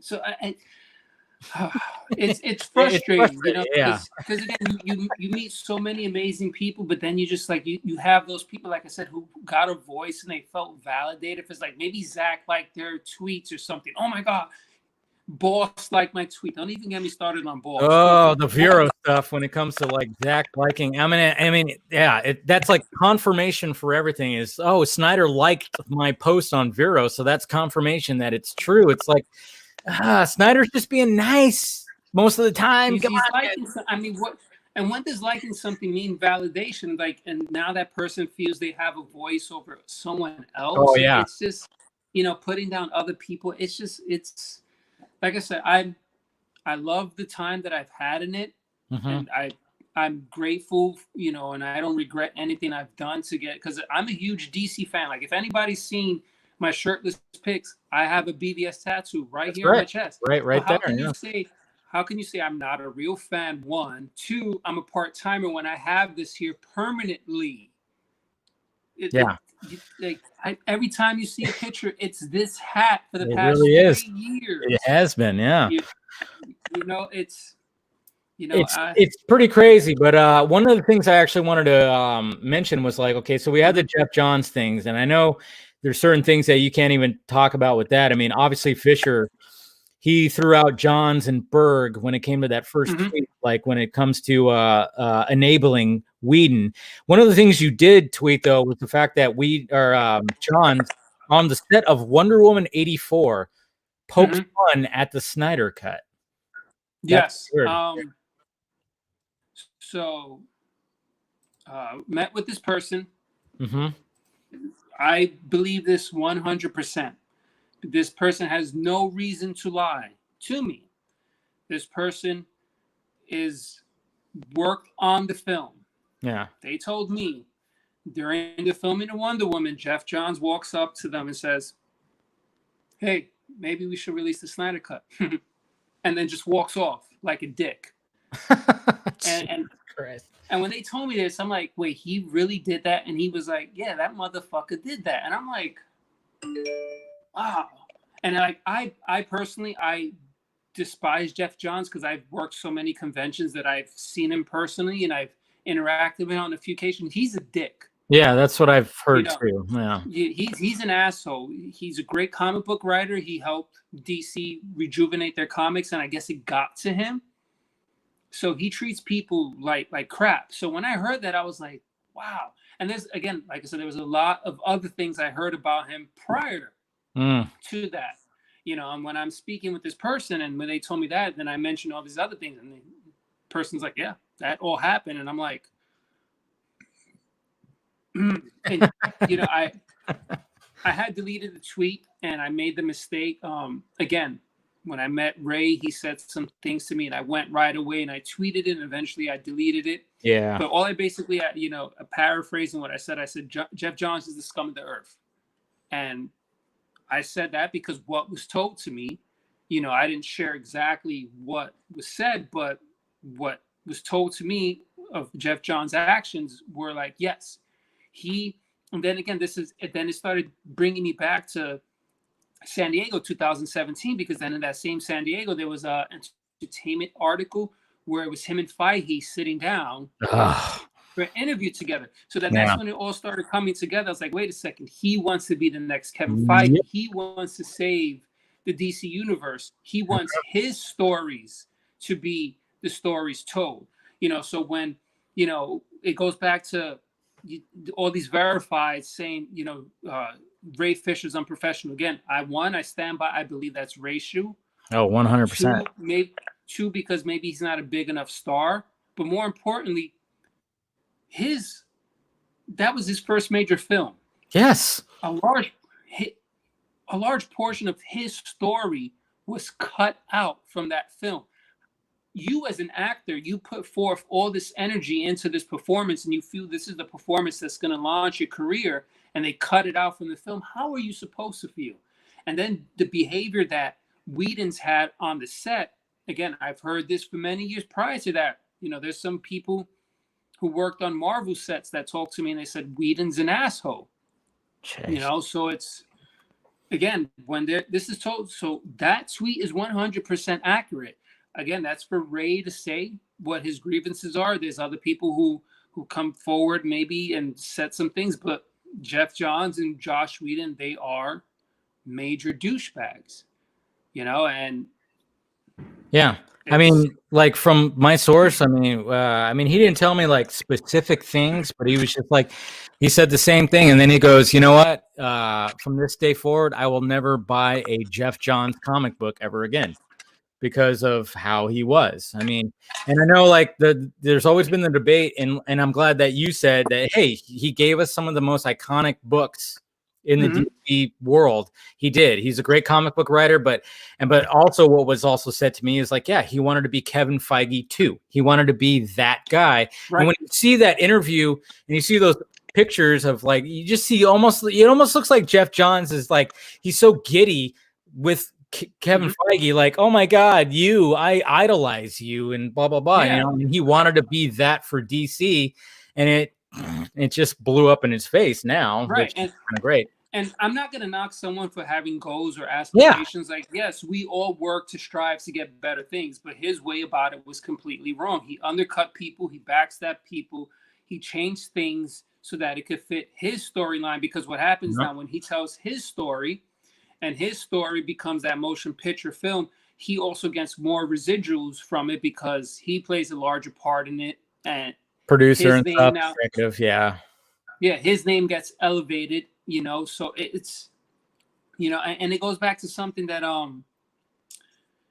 remember another reason why, like I said, I started backing away from the movie. You know, Jay Olivia told me, he said, I'm not going to trash studios because that's just going to take work away from me. Yeah. And that resonated with me. And I thought about it. It's like, yeah, again, why am I bashing on Marvel? Don't do Marvel it. Is giving you opportunities. I said, I'm just going to stop. I like Marvel movies. I like DC movies. I like superheroes. I grew up on superheroes reading comics. It doesn't matter. If it's not for me, it's not for me. I'm not going to go out there and keep trashing it. That's just, you know, that's terrible. You know, I mean, you're being a professional. Yeah. Yeah. You know, it's, you know, I mean, look, there's going to be a documentary on Disney Plus about the cosplay scene where they filmed a couple cosplayers, and they filmed me as well. Nice. Why am I going to trash on a company that's giving me an opportunity to get my name out there? It makes no sense. Because they're the enemy, Jay. They're the enemy, Jay. They're the ones killing cinema. Ah. Yeah, like, no. Like, if anything, they opened the door to casual audiences to come in and take this all in, you know, with their films, you know. And it's funny, the Marvel guys, they poke fun at me all the time because when I walk by and I have this hat, they say, hey, it's the wrong hat. And I'm like, well, it's also my initials. And they're like, oh, okay, so then what did I do? So I did this for them, you know. So at the conventions, so when I'm at their conventions, I have my Marvel hat. And then I got signed. All the signatures. You know, look at that. Yeah. So you have Chris Evans. You have I think this is that's Tom Holland, Brie Larson. There's Thor, Joe Quesada. This is the guy from Agent Coulson from S.H.I.E.L.D. Finn Jones, Charlie Cox. So I'm like, what? So I'm like, why am I going to hate on a company that's giving me opportunities? It makes no sense. It's. No, I get it. No, I get it. Like, yeah, you're not, if they're giving you opportunities and the fact that you still enjoy their movies too, as well. Yeah. There's nothing, you shouldn't do that. I mean, Yeah, when you're trying to promote yourself, you have a brand out there. So of course, naturally, you're going to like have, you're going to. I don't get like, how can people sit there and say, not as a comic book fan, they did not get excited when Cat picked up the hammer? I don't know. Both times I watched it, the theater fucking lit up, and the theater went nuts. I had goosebumps. Me as my inner child, I got teary eyed. I'm like, this is beautiful. Like, this is superheroes on the big stage. Why is it that I have to stay aligned to one fandom and not enjoy this? That made no sense to me whatsoever. It doesn't. I mean, I totally understand, but you know what? We're gonna have a little bit of a panel here. We got Scott and Steven joining the panel here. What's up, guys? Hey. Jay. Obviously, you guys know who he is. Come on. Yeah, what's up, guys? New microphone, Steven? What happened? It's a long story. Yeah, that's not the same. You usually have something like this, and now you got it. Yeah, but it still sounds all right. Okay, good. My computer forgot all its drivers, and so I've had to, and it won't take the new ones. So it's been a fun couple days. So yeah, I'm back to my old mic, which is fine, but it's just not the same. Interesting. What's going on, Scott? How's it going over in Alabama? Oh, it's fine. Just, had to deal with the fire. I had fireworks going on too, and my 7-year-old just did not want to go to bed because he was like, what is he wasn't scared. He was more like, well, that's annoying. Just like, thank you, son. I appreciate that. You may go back to my bedroom. Go sleep there. Yeah, I was gonna say it's not me. I just went on mute and it kept going. Yeah, I hear a crackling too. I think you? Scott put a big bowl of Rice Krispies next to his mic, I think. I know, right? Yeah, he just put milk in it, and it's now saying "Snap, Crackle, Pop." Hold on, because this is not normal for me to have that kind of noise. Yeah, I don't know. Yeah. Hopefully, it's not me. Well, let me try something. Everyone, click your mute button and see what happens. Oh yeah, there. See, it stopped. Yeah, it is Scott. Okay, maybe you're. No, we're better now. Wait. No, now it's back. Maybe it is Jay. Let me see. Yeah. Yeah, it's Jay. I don't know what's happening with that. That's weird because it wasn't happening like this whole time when we were talking. Yeah. Interesting. Maybe if I leave and then. Yeah. Go ahead and leave. Come back. Click the link and come back and see what happens. I don't appreciate being falsely accused, guys. I mean, seriously. Well, we figured it was you because But let me try to leave and then. Again. Yeah, because sometimes StreamYard gets very wonky when it comes to multiple people. When I've noticed before, when you add people and remove people, it always has one person that has a lower quality transmission. It is weird. So and speaking of that, Chris Wong Swenson is Hey. All right. Oh, I see. Jason doesn't want to talk to me. No. No. Yeah. As soon as he saw you, he was like, "Get out of here." Yeah. Oh, yeah. Where everybody knows your name. Yeah, I remember that whole thing. I think we try to determine who's who here. I mean, obviously, I'm Sam because I'm running the bar, but I think we determined that I said Scott is Frazier. Yeah, absolutely. Yeah, and you know what? You have that same voice. That voice. You and Frazier have that same voice. I think we determined that Chris was Norm. Yes, because he said something about dog eat dog. Oh, the dogs. Yeah. Yeah. Who's Steven again? I don't know. I thought he was Cliff. Oh yeah, Cliff. There you go. Yeah. Yeah. I never watched that Woody is Garza. Yeah. Is he coming? He better come in. Oh, we got Jason back. Hey, Jason. No clicking, Jay. Hey, how you doing? Hey. No clicking. Yeah, it's not as bad now. Yeah.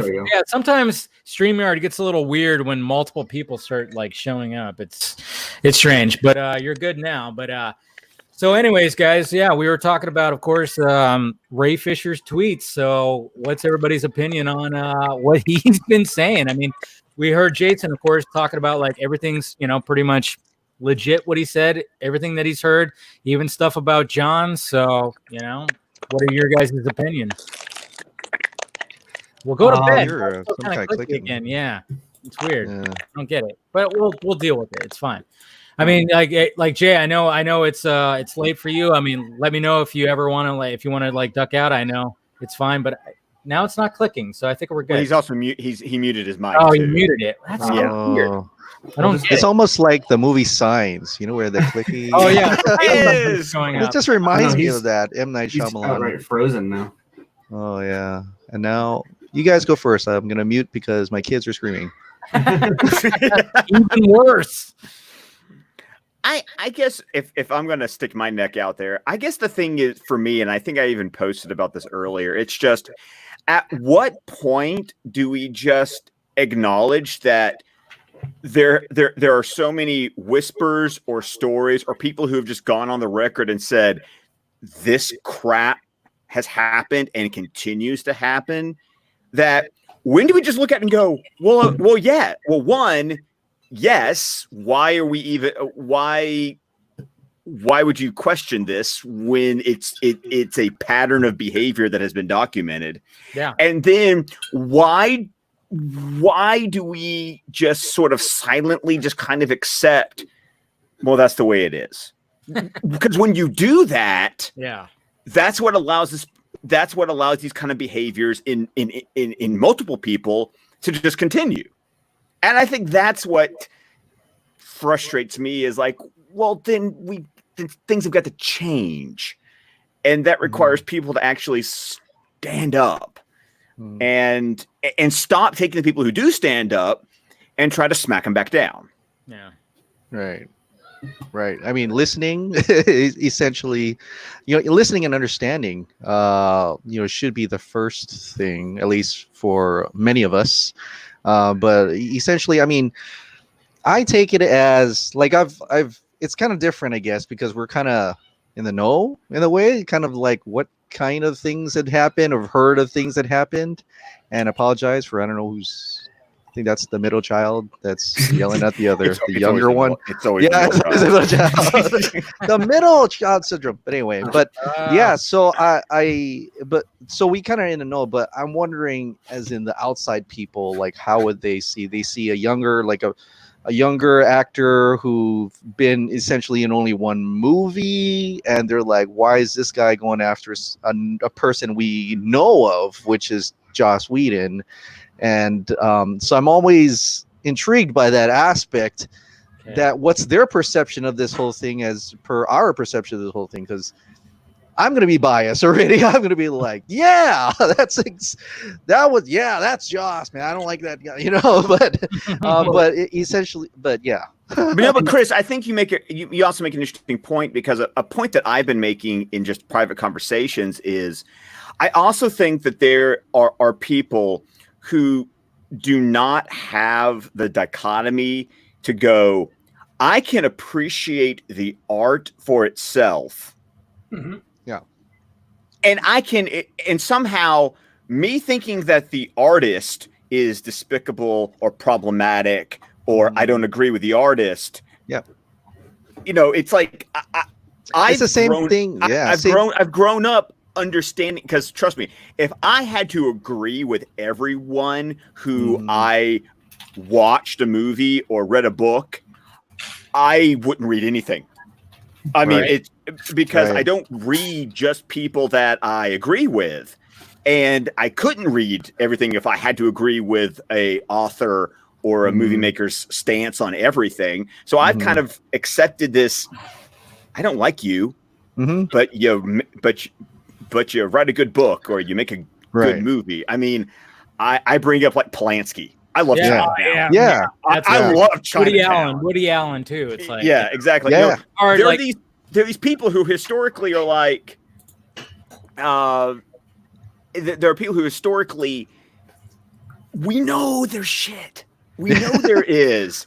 Yeah. But I'm still going to watch the movie Yeah, because I don't have to like them, and I can I can flat out call them out for it. I'll say I think there's some look at scenarios. this comment right here. I mean, James Gunn liking those Whedon, supporting Whedon, and it's like, yeah, that doesn't shock me. And I know Gunn has been under the gun. Pardon the little pun there, but it's that's pretty good. Some of the stuff. Yeah, you like that? You like what I did there? I like that.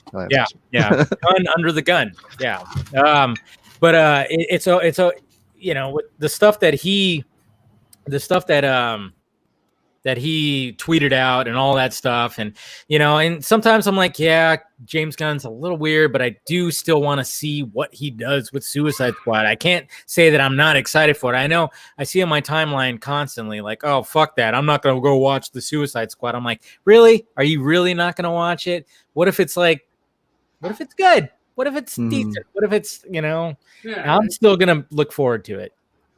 Yeah, and for him to like the tweets, it's funny because he has his own history, of course. Well, and so it's one of those, I'm going to protect my boy type things because, but when people sent it to me, I was like, yeah, that doesn't shock me. I mean, but Marvel, with Whedon again, there was another thing where Grace said where he told Gal to do the boo plant scene, and she refused it.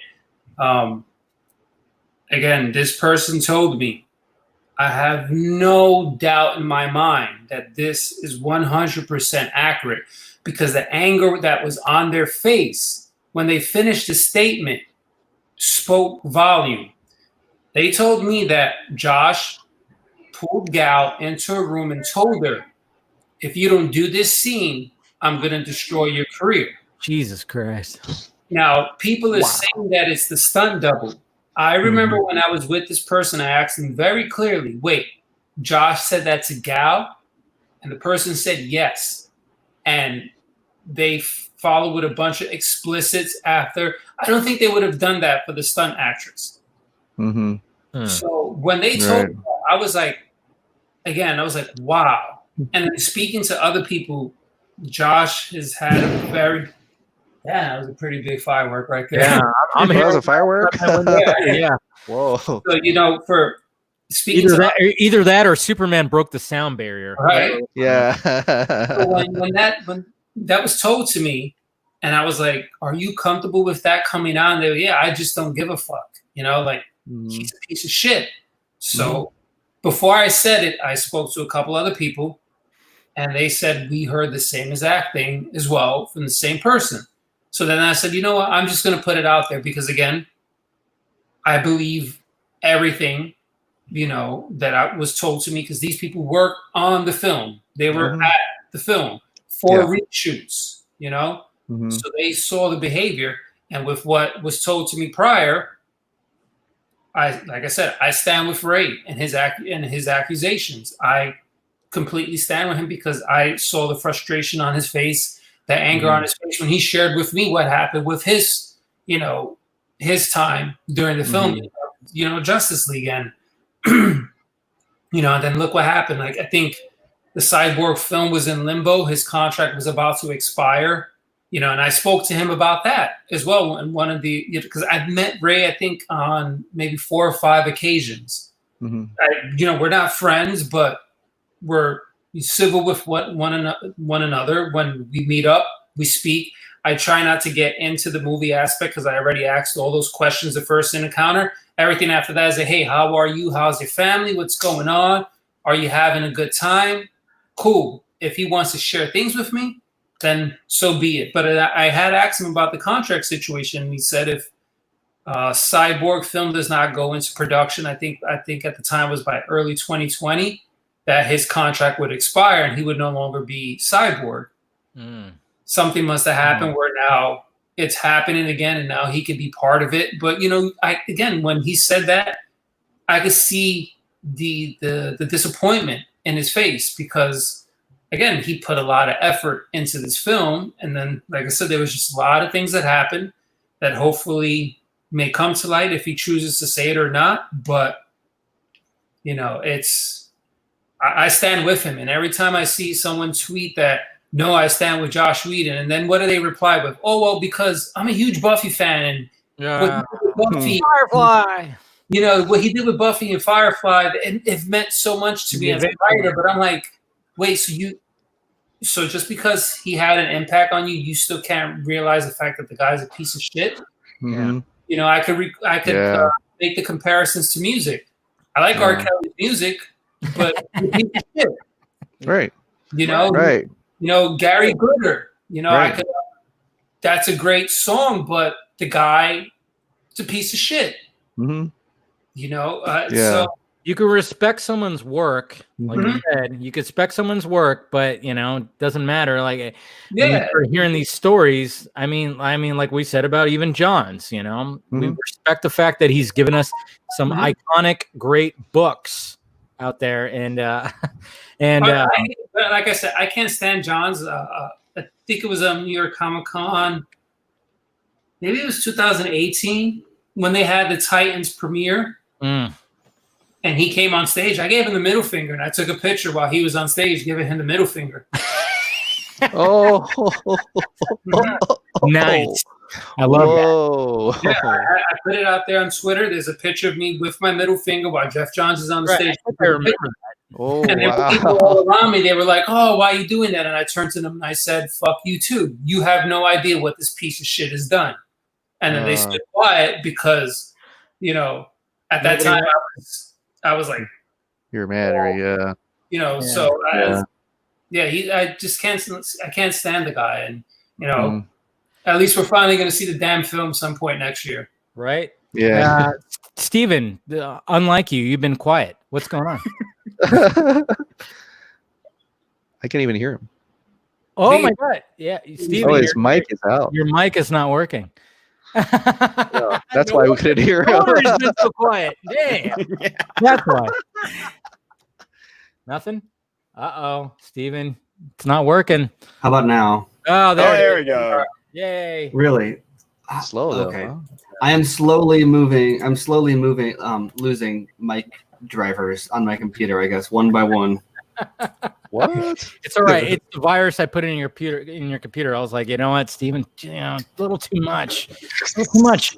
Just tone it down. I'm just kidding. No. But no, what are your thoughts on what's been happening when it comes to Ray Fisher and what Jason's been saying and everything?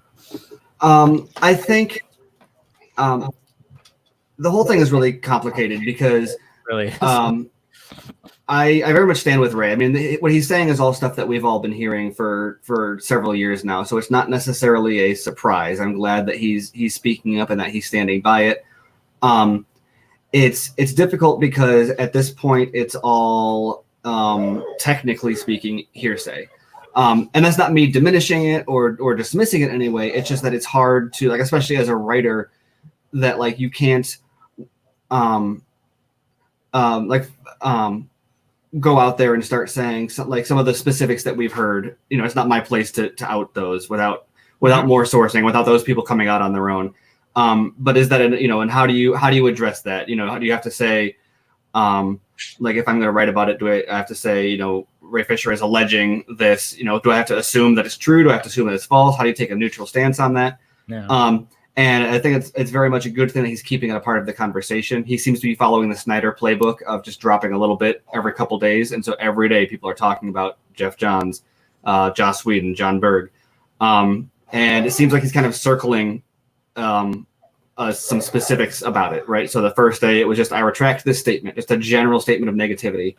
And then he came out the next day with the names and the words abuse and what were all the abuse was the one that started gross unprofessional behavior, which is a lot more specific. And then today he came out and said that he stands by Kai Cole and Charisma Carpenter. So the other two women that Charisma Carpenter, that have spoken out against Whedon, which is a little bit more specific too, because maybe it implies like his experience is similar to theirs.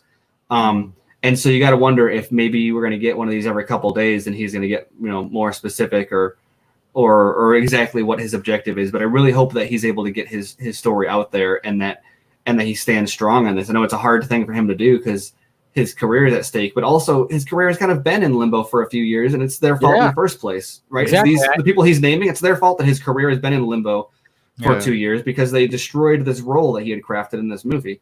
Yeah.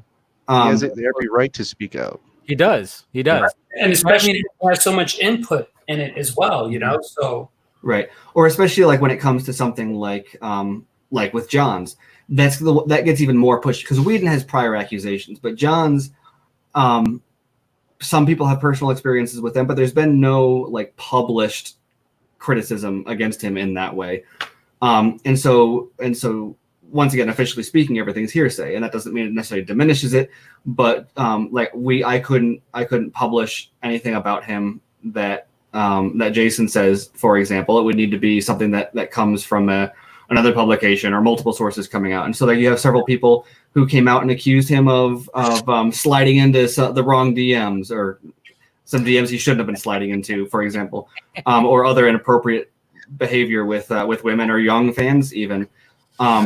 Might be happening soon. Who knows? But it's like, how does any of that get substantiated? And at what point, let's forget it's John's. Like, let's say it was Affleck that had these accusations. The fandom would be shouting innocent until proven guilty, right? Yeah. And that's just a bias, and a bias isn't necessarily a bad thing. It's just you trust and prefer the people that you trust and prefer. It's normal. Yeah. Yeah. And so, like I said, that's not to dismiss what's against John's, but I think that it's what I'm getting at here is that the whole thing is a little bit frustrating in that we can only go off of what we've kind of seen and heard ourselves, not a lot of what, like, depending on how we heard it or where we heard it, we can't all say. And so Ray is kind of taking that burden on his own shoulders, and I'm really hoping somebody backs him up. And I don't know who it's going to be. I mean, Gal, from so the sound of some of these stories, Gal might be the one, but is she going to do it? I mean, she's got a Wonder Woman movie coming out. She's got a bigger career. She does. It's going to be after it releases. That's maybe like I think she wants to have these questions constantly brought up to her when they do promotion for her film. Which like with when they were at that last convention, they were being asked about the Snyder Cut. They don't want to. And people got upset about, they say, we don't know if it exists or not. They're not there to talk about that film. They're there to talk about their film. Yeah, right. Exactly. So you got to wonder, like, is he going rogue, or did he? Like the same day that Fisher drops that Whedon tweet, all of a sudden you go, "Hey, Jason Momoa is going to voice Frosty the Snowman, produced by Jeff Johns and John Berg." I mean, what was that about? I mean, coincidence? I don't know. Well, do you want to get the inside baseball on like how and why that was reported? Yes. I don't know anything specific about the story. So this isn't like some sort of a scoop on that, but just kind of knowing how the media works, you can interpret some things about stories based on where they come from, how they come out. And I know Scott may have read in this too, because I know you guys are really good at that on the Squadcast. Are we plugging? What was that? Tim and Scott on the DC Film Podcast. Yeah. First plug. But it wasn't me. I didn't plug my own show. There you go. Steven actually, he threw you one right there. I like that. But so it's one of those things where, like, I can't say what it is, and that's not because I know and I can't. I legitimately can't. I think it'd be irresponsible for me to speculate or make any claims about what it is, but I do know what it wasn't, and it wasn't a Warner Brothers press release. We didn't get a press release. Nobody else got a press release. You can tell because if something was a press release, then everybody is going to just report it without sourcing it, or they'll say according to a Warner Brothers press release because they mass email those out to like their giant press list. But if you look, like, Variety credited Deadline as the first place to report it. The trades never cover it. It's actually really famously petty, kind of, for not crediting each other. Even a lot of times when one trade will break something, another trade will cover it and say our sources are confirming, and like they'll come second, but like Hollywood Reporter won't say that Deadline said it first. They'll just say our sources are now reporting. And on this, if you look, like Variety said, Deadline reported this first, and it came from Deadline, and it was short, and there was a quote from Berg and a quote from Silverman, and so. Like I said, this is not a press release, like a mass press release, meaning it probably wasn't a Warner Brothers press release. So it likely came from a PR or production company that was involved in the movie in some way. So Johns, Berg, Silverman, Moa's people could have done it. It's possible that Sometimes this kind of thing happens. Like if someone is trying to get leverage for negotiations, they'll drop that. Oh, like Momoa will say, "Oh, I'm going to be not Santa Claus, Frosty the Snowman," and it's because something that's scheduled to film at the same time is coming up, and he's trying to get a bigger paycheck from that, and he's trying to play chicken with them. Or for example, someone will be trying to get something greenlit, and you'll see something like this happen. And this happened like with Ava DuVernay's New Gods that dropped with THR, and that has never been officially greenlit or announced, right? But it's something that all the news is being driven by her, and King is writing it, right? Yeah. And so once again, that was not a Warner Brothers press release. That was somebody told the Hollywood Reporter, "Hey, we're working on this. We're writing a script for this. Can you, I don't, whatever the arrangement is there." They just said, "Hey, we're writing this," and so they wrote it up, and then that got it the buzz because they're trying to. I mean, very much like Snyder did, dropping these leak images, like pictures, get people buzzing about it, get attention around it. So, so once again, I can't say be super conspiratorial about it, but what I read from that is that somebody who is involved in that Frosty movie decided it was an appropriate time to drop that information. I mean, it was literally like 2 hours after Fisher dropped his tweet, like 2 hours later. Also, we get this information that, I mean, and I'm excited for it. I want to hear Jason Momoa come out of Frosty the Snowman's face. I do want to hear. It sounds like the most bogus thing ever, but I guess that's me. Shut up, Steve. Come on. I love Momoa, but like I'm not like Frost. I don't know. It's just it sounds dumb. Didn't Channing Tatum voice a Smallfoot or something like that? Hey, Michael Keaton voiced a snowman back in like the early. That's true. Yeah, Jack Frost, and it was great. Yep.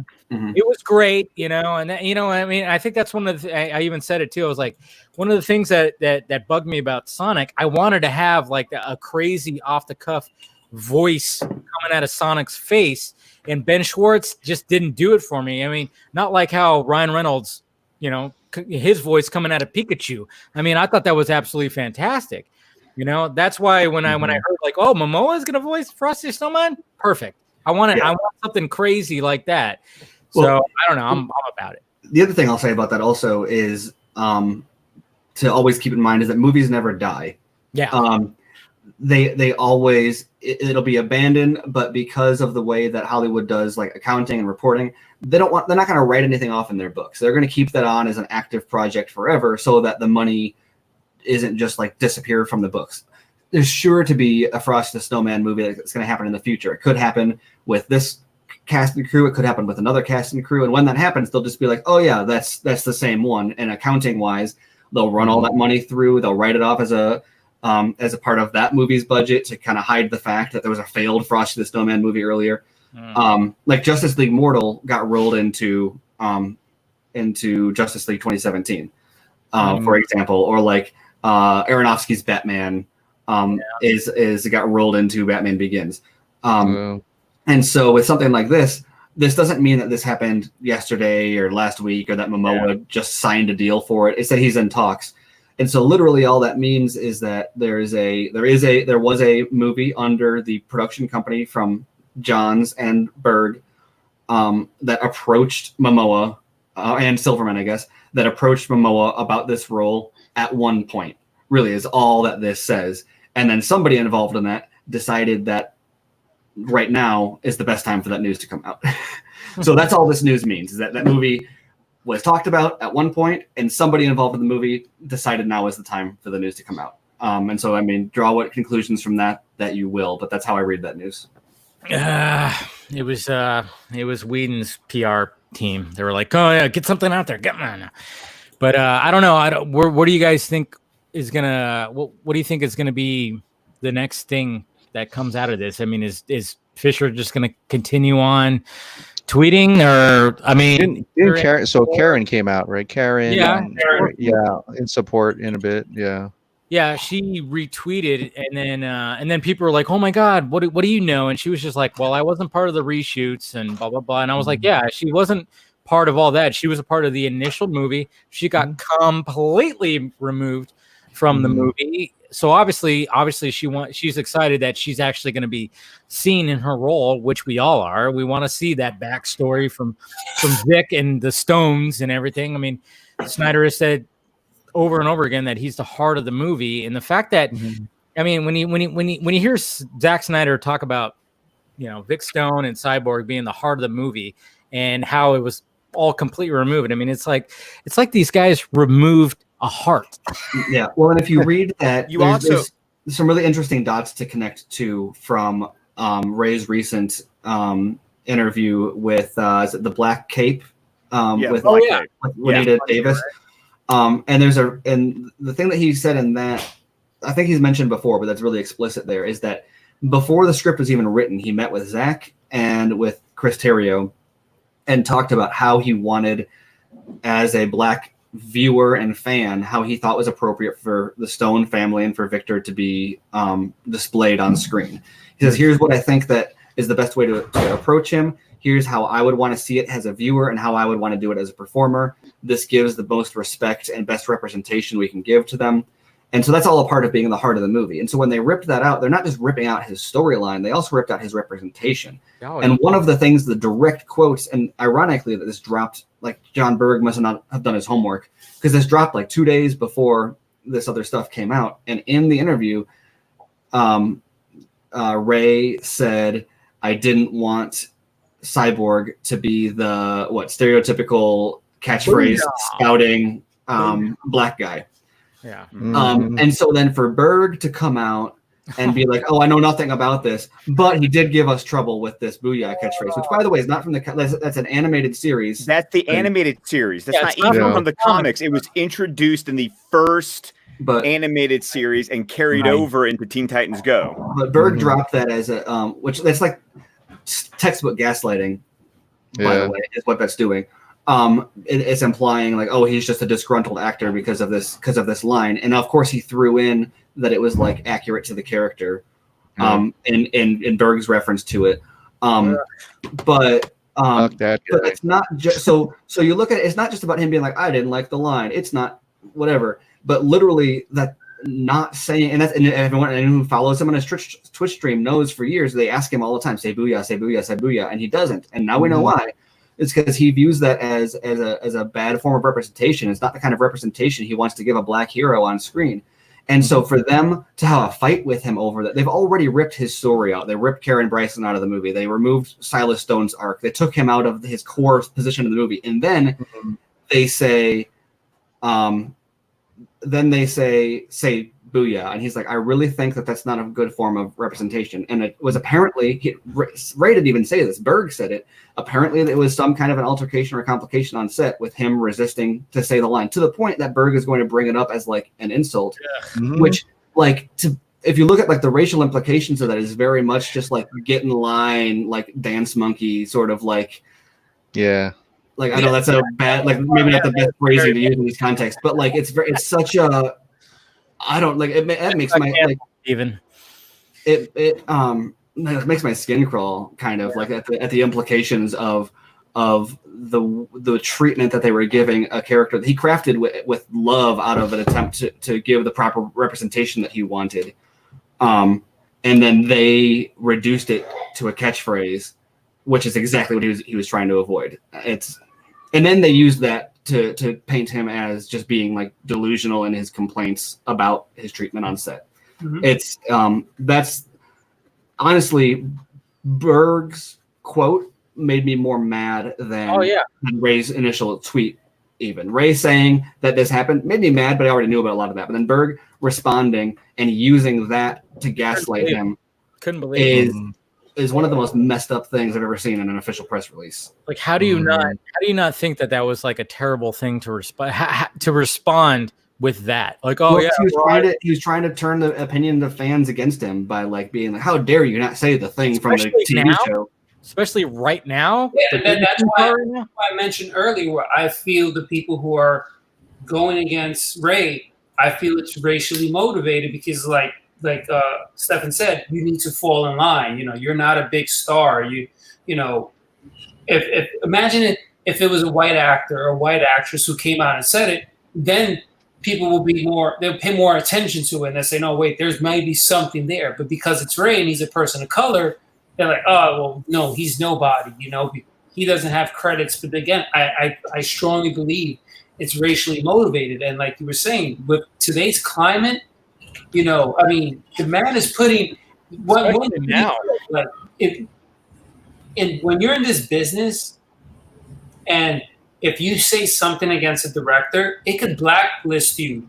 Yeah. Or end your career, because then another director would say, I don't want to work with you, because the second we have a grievance, you're going to air it out there publicly. So, I mean, he's risking his livelihood, to state, whatever heartache and pain he's had. And that's why I'm saying I stand with him, because, the few talks I've had with him, and then again, all the people who worked on the movie, other actors or crew members, and, it said, yeah, it was just a bad environment. I'm like...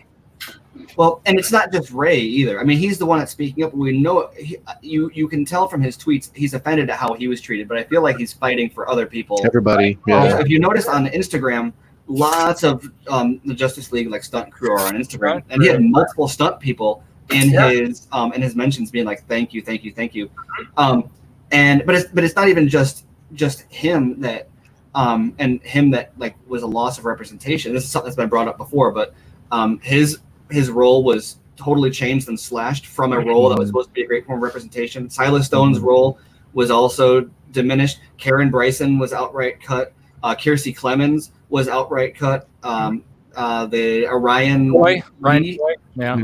Troy was cut. I can't remember. I think it was Orion Lee was the character. I know. Harry Lennox. Harry Lennox is Martian Manhunter. Yeah. Yeah. Do these guys not realize what's happening? Like, you realize you're cutting all the people of color. You're cutting all their shit out. It's a Snyder film. And Joss Whedon's like the whitest person in the world. I mean, my God. Yeah. What's so weird about seeing the optics of it? Just taking a step back and looking at the tweet. It's Ray Fisher. It's a black guy, and he's calling out 3 white dudes.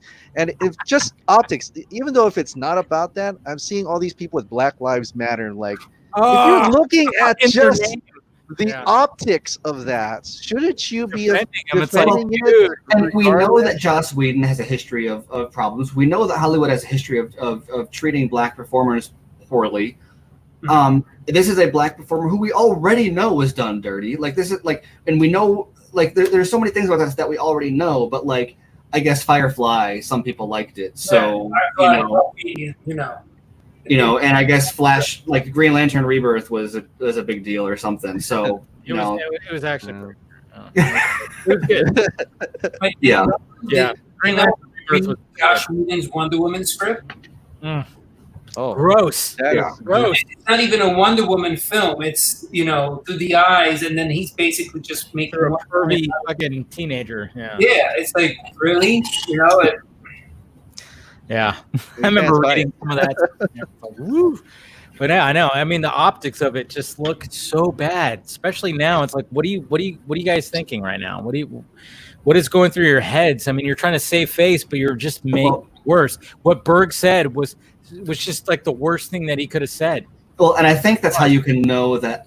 I don't know if you can say the studio is on Ray's side. I don't know. I don't think they're against him, but people were wondering why WB would release that press release. Like I said, that wasn't WB Berg's statement. I don't think the studio would let him put that out. It's just in this climate, it's just outside of this climate, it's not right. But there's no way Warner Brothers or HBO or anybody looked at Berg's statement and said, "This is they're on their own here. This is not. This is not." They're working for their own production companies. They are technically not employees. Yeah, this is not Ray Fisher versus Warner Brothers. This is Ray Fisher versus Joss Whedon, John Berg, Jeff Johns, and they don't have Warner Brothers, DC, HBO, AT&T at their back. This is a cage match, and it's all and you got to wonder. I bet Joss is sitting there wondering what Ray is going to say next. I mean, he knows what Ray knows. He was there, right? So what's Ray going to tweet next? And how many days of Ray being like, oh, by the way, this is what happened. Jason, did you hear stuff about how Joss had to be kind of separate from the cast, specifically like the women in the cast, like Gal and everything when it came to the reshoots. Did you hear anything about that? No, I didn't hear anything about that. I heard because I heard stuff about that. Yeah, well, I heard about Ben being upset with a lot of things that was taking place, and he told the rest of the crew that let's walk. Kind of. Well, I've heard that from other people, but I've again, it's one of those like a telephone hearsay. Yeah. It's come from other people who've heard it from someone else. I never heard it directly from any cat. I will say though that you told us that a while back, and that was the third person to tell me that exact story. Yeah. So, which by the way, because this causes drama all the time, so just I guess to address that head on, the story that about Ben being mad at Zach comes out. I don't know if you heard anything about that, Jason. I think I heard it from you. Okay. Yeah, I heard you with being mad. That's something that John Garza had mentioned, and like people won't let go of it, and so it's been clarified already. So I guess maybe people don't care about the clarification. They're just trying to use it to, of course not, attack him. But for anyone who's actually cares about the truth instead of just manipulating words to attack people, it was a stressful situation. Obviously, Zach had a lot of difficult decisions to make about compromising on his movie or walking away, and Affleck was ready to go. Affleck used to be I don't know if he was in the DGA. He was like a board of director or a chairman or something of a directors guild board of some kind. So he knows what Zach's rights are. He's Hollywood royalty basically, right? So he's like let's go, let's do this. And like Zach's daughter just died. Yeah. Like he's not about to march. Yeah. He didn't want. Maybe under other circumstances, Affleck and Snyder would have gone to war, and fix this right on. But Zach, he's not. I don't know. I mean, anybody. He's not a combative guy. That's the thing. Yeah. Well, and not only that, but I don't know how to. Yeah. Anyone who's got kids when you lose your kid, it's like what else matters anymore? Like how are you? Like where are you gonna find that fire in you to do that? I'm the only guy here that doesn't have a kid, and I still I still understand the fact that happened to him, and just being beat down and I mean, we heard it too. Didn't he also say that he wanted to just lose himself in his work? Like he wanted to continue and just work Well, they wouldn't let him. Right off of it. They wouldn't let him because he would try to lose himself in his work, and they'd be like, "Well, what about this? We'll change that. We'll change that." And he's like, "I can't work. I can't And so he's like, "I gotta walk." And so when people say Affleck was mad, that's what they're talking about. They're talking about Affleck wanted to go to war. Thank you. And he was frustrated that Zach couldn't do it with him. Yeah. Not because he hates Zach or the relationship was ruined, because he was fighting for Zach. He's like, "Man, I'm helping you here. Let's do this." And that's why Ben Affleck joined this whole thing. He joined Zach. He's like, "Dude, I did this because of you, and now you're Every movie that Affleck was part of got fucked with. And Affleck couldn't take over as director. In Justice League. Affleck had been promoted. I almost wonder in retrospect if this was intentional. Probably not. But he had been promoted to a producer on the film, which the intent was to give Zach additional support. But as a result of that, he was now disqualified from being allowed to become the director. When Zach left, because a producer can't take over from a director, and it's intended to prevent these kinds of power struggles. And so and he had other issues going on at the time anyway also, so maybe there were other considerations. So yes, there was tension all around at that time, and Ben was frustrated with Zach. It's great now. I mean, they're always friends. It was always because they were friends that there was tension there. But so anyone that is going to mock Garza or anybody else for saying Zach, man, isn't just not understanding the situation, but mocking the reality of the circumstances. These guys wanted to fight for each other, with each other. And when have you not been able, when you have a really good friend who's not standing up for himself, and you get frustrated with that friend, right? Yeah, that's what it was about Ben defending Zach. It goes back to what I mentioned earlier, where I got that text where it said November 17th, go hard. Yeah. Reached out to you guys in private, and I was like, hold on, let me follow up. And the person told me they was like, Ben's on board. Yeah. Mhm. So once he told me Ben's on board, and I let you guys know, I'm like, Ben's gonna say something, and then Ben puts the tweet out, The hashtag, yeah. you know, and then I talked to them after that, and they was like, yeah, Zach spoke with Ben, and Ben said, whatever you want, I got your back. Let's do this. Yeah. Mhm. Ben used his power, and then Gal came out, and then she followed suit. You know, they all got together behind the scenes, and they said, let's do this. Let's make this push. But the first person that they told me that was on board to make that push on the 17th was Ben. Ben said, I'm in, tell me when, and I'm going to get it done. You know, Right. so- He even admitted that on the way back press tour. Yeah, that's I right. mean, he flat out and just said Yeah. almost word for word what you just said on the record. Zach, I love you. Whatever I can do to help, let me know. and that's so awesome. what was told to me in the text, you know, so I was like, okay, so I let you guys like, let's do this, you know, we all go out, you know, and so that's Hey. awesome. I know. I mean, it is frustrating when you see people use that against, you know, like someone like, you know, Garza or something like that. Oh, he said he was hating on Zach. Like, no, that's not. It was the fact that he was just frustrated. right. Because I mean, Ben Affleck. I mean, when it came to the reshoots, he wanted to walk. He didn't want to do them because he knew it was all bullshit. And it was just. Well, of all people involved in that movie, he knew what was up. He's been around town, right? Yeah, exactly. He knew I mean, exactly Ben what was Affleck, he's a veteran actor. That's the thing. Yeah. It's like he could do that. Ezra, Nobody else Ray, could. Gal, they didn't all necessarily know, and not all of them had the. You know, Ray couldn't make those kind No. of like Affleck. Like that could have happened, but he needed. You know, he you got needed two people everyone to who's unite gonna have behind him, and they didn't. And so Now, it's understandable that he was mad.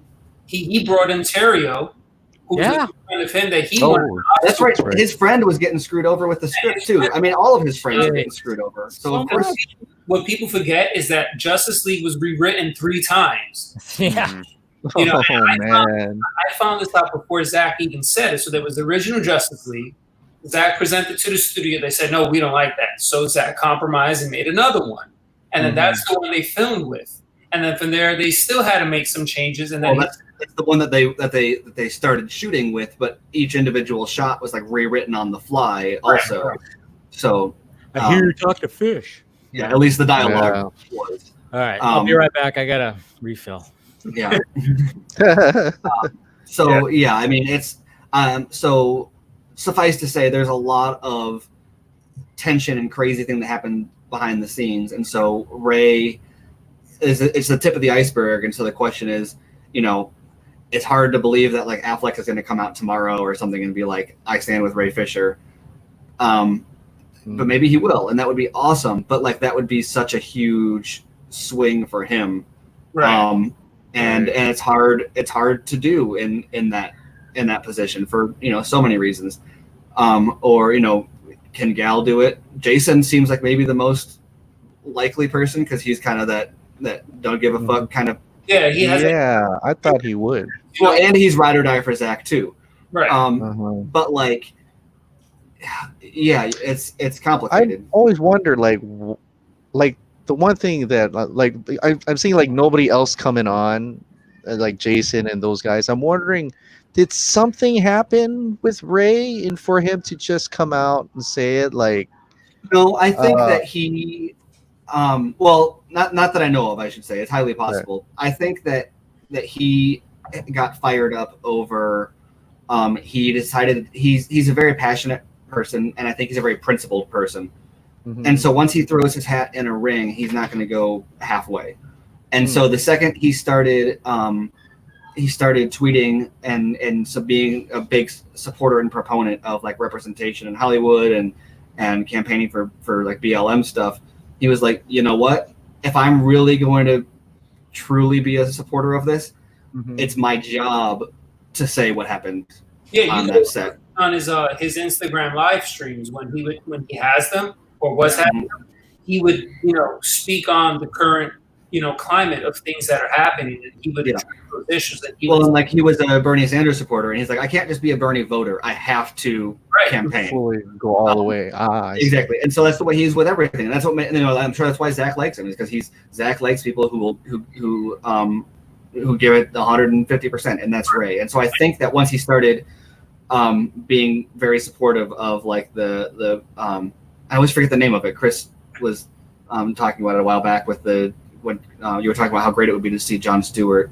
Yeah. There's a Black Creators Alliance or something. With Hollywood a Lives or Black Lives for Hollywood. Yeah.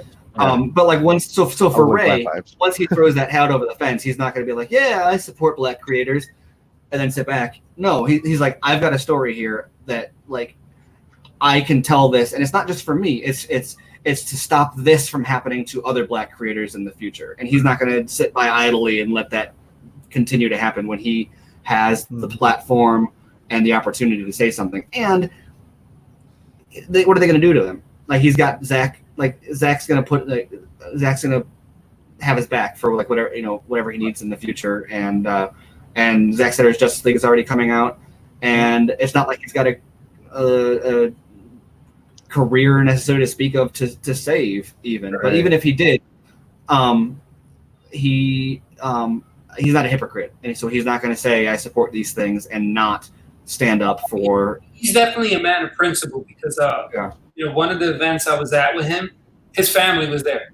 And I got to witness him interact with his family, and his mom raised him right. So he's definitely a man of principle. I mean, I filmed a lot of their interactions together, and it was fortunately my audio was just terrible, so he didn't give the okay for the video to go live, but the man definitely has a lot of principle. His mother raised him right. So that's why, it's for him to, air his grievances, but I stand with him because of some of the things I've learned. There's another thing that I want to correct that I said on Twitter was when Chris was saying, about will Gal be pro? I remember I got caught with that mom mentality, and I was saying, to hell with Henry, why is he not supporting Zach and stuff like that? And I took a step back and I thought about it. I was like, well, business-wise, he wants to get his contract. So if he shoots himself in the foot, he now loses the opportunity of playing Superman again. And I know the man loves the character Superman because he tried out for Superman Return, didn't get the role.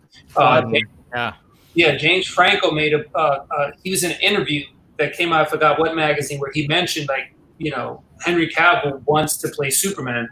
And then seeing Henry interact with fans at Ace Comic-Con, and kids would come up to him and they would walk away crying. They're like, oh my God, Superman's dead. He got up from the back of the booth, ran to the kid, hugged the kid, and told him, Superman is right here, pointing to the kid's chest.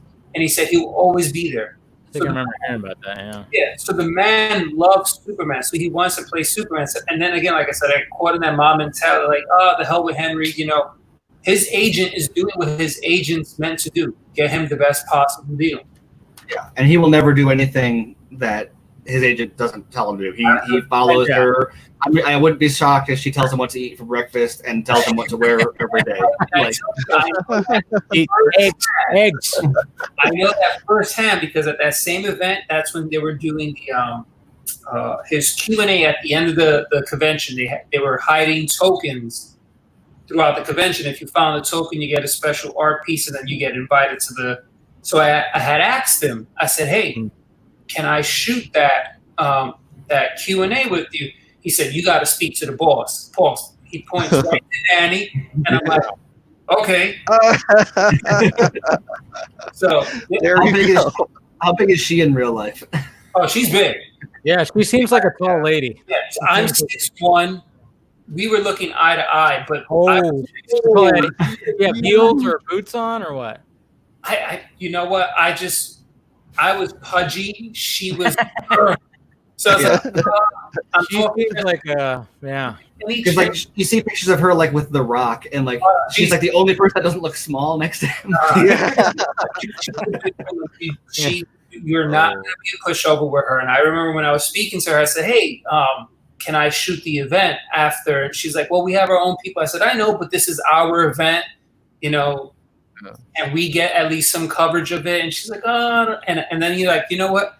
I left it alone. It's their thing.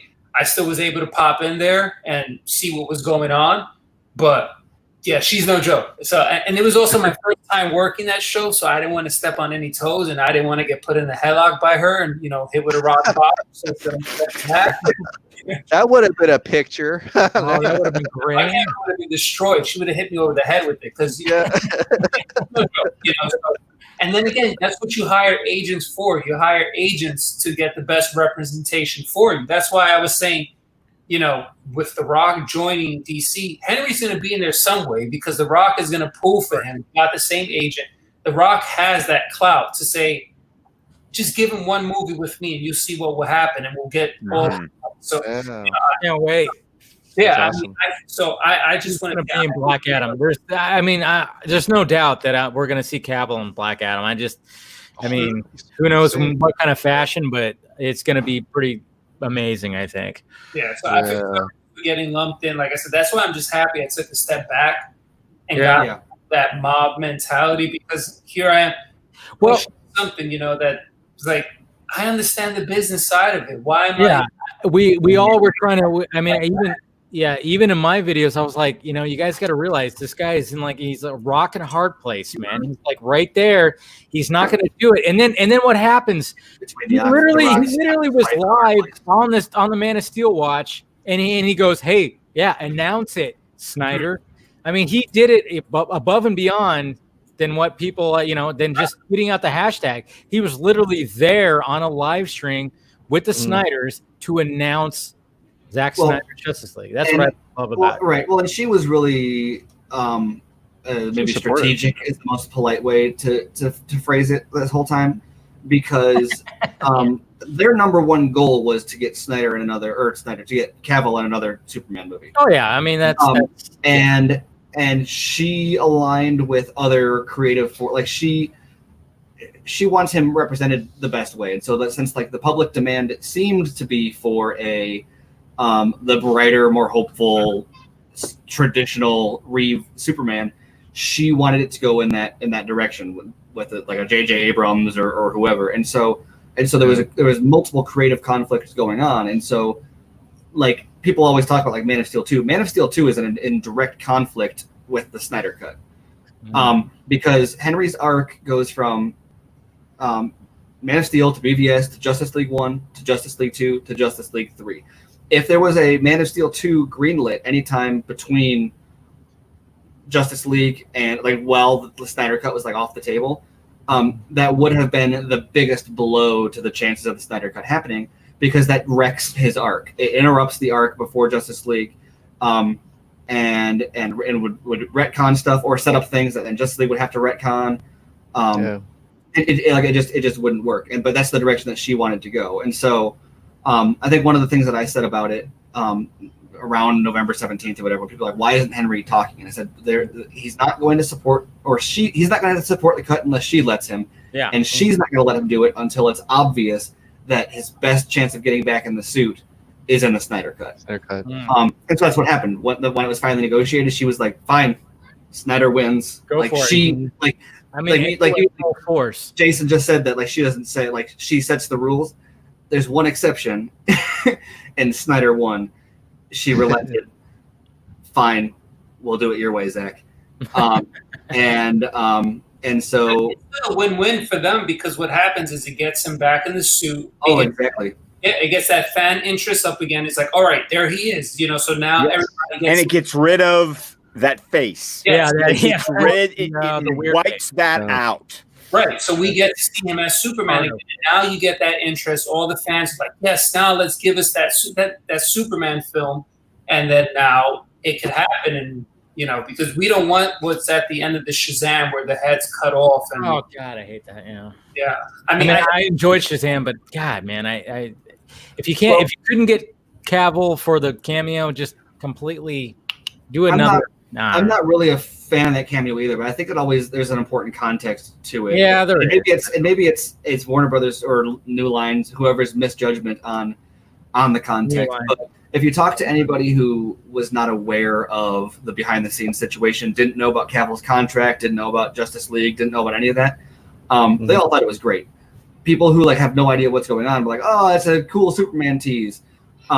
but the problem is knowing that Cavill's contract was up in the air, knowing that the Snyderverse was being like retconned and overwritten, and they were doing things like to move away from that. Him showing up with the head and with the John Williams music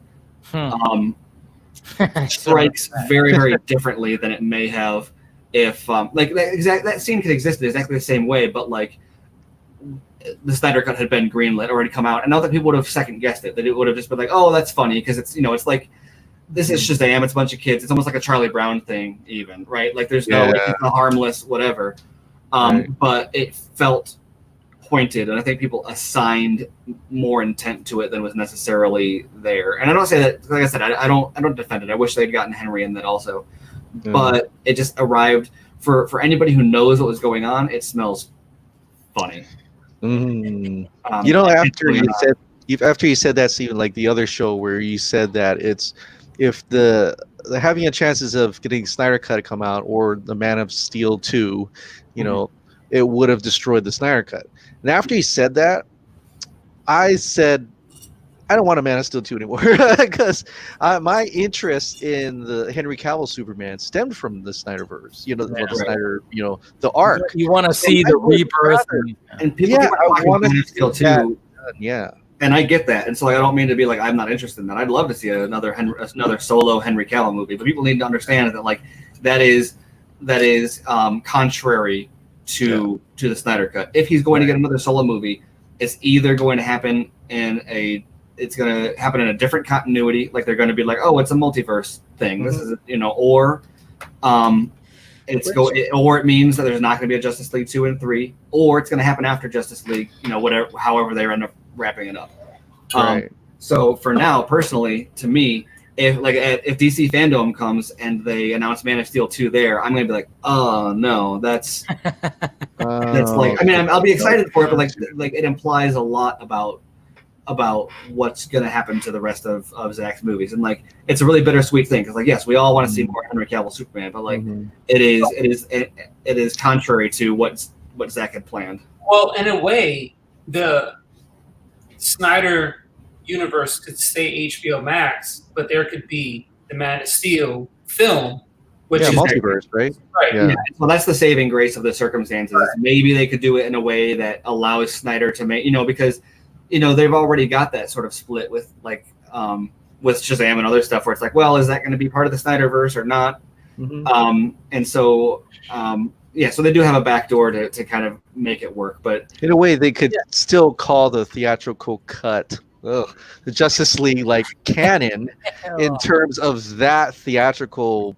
Well, I mean, and then when you look at Shazam, I mean, look at the toys and everything that's like involved in that. I mean, he literally throws a Batman toy at Dr. Savannah, and it's like, is it like meta? Is there like a Superman and Batman movie, or is Batman versus Superman a movie in the Shazam? I don't know. Yeah, it's all. He threw the comic version of Batman with the and blue suit. With an emblem almost like this, like right, exactly. Yeah, which is weird. I just want that blue and red back on the screen. Well, I think, you're gonna get canceled again, Jay. I don't know if I'm gonna change your mind, but I will say I think what Snyder has said about it, because he said in the Man of Steel commentary when he gets to the Kryptonian ship that the black suit is like the family suit. It's the House of L. The House of L. And so it's like the personal. And so the idea of him being in the black suit is him like finding himself again. And the whole intention of giving him the black suit is so that when he gets the red suit back, it's going to be that much more glorious of a moment of this is him presenting himself to the world again in this celebration of like completing the Campbellian like arc of achieving like his true self. And I know that maybe you don't necessarily want to see 2 movies of black suit to get there, but hopefully that makes the idea of if you do get the red suit, it'll be that much better for you. And what happens is now we're going to get this small section of that suit. And I'm like, oh, no. I only got 25 minutes in that suit. I want a full film with it. And I hope Henry got a hair transplant because his widow is getting really bad. Oh, yeah. I've heard about that. I never thought about that. Yeah. His widow peak is really bad. Like I saw it in person, and comb over covers one side, but then that line goes back there. And I mean, he's still technically a young guy. He's younger than me, but his hair is falling out. So maybe I've heard about that. I've heard about that with Chris Evans too. Like his hair is not actually as perfect as it actually. No, he has a wig. Thank you. He has a wig.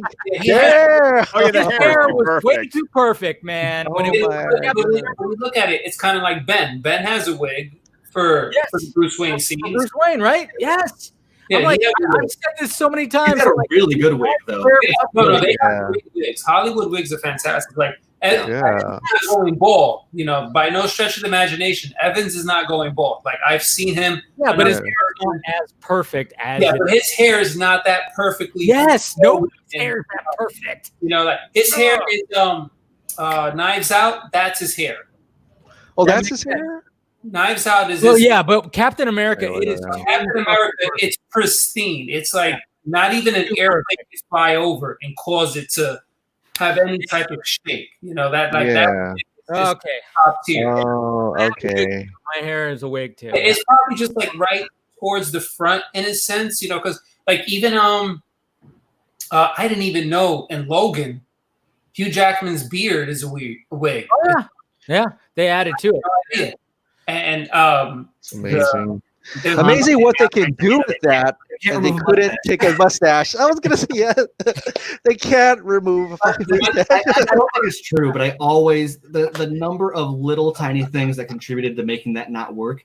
It's really hard to not believe that somebody in like VFX was like Snyder's friend or something, and like, you know what? No. That's the best we can do, Jess. I'm sorry. I tried. I learned that when Henry was a guest at the show, Warner Brothers sent over a contract that the company had to sign that Henry was not allowed to shave his mustache, or they would face huge penalties and fines had he shaved his mustache during the convention. Wow. I mean, that was Universal. For Mission Impossible. Mission Impossible. Wow. Yeah. Wow.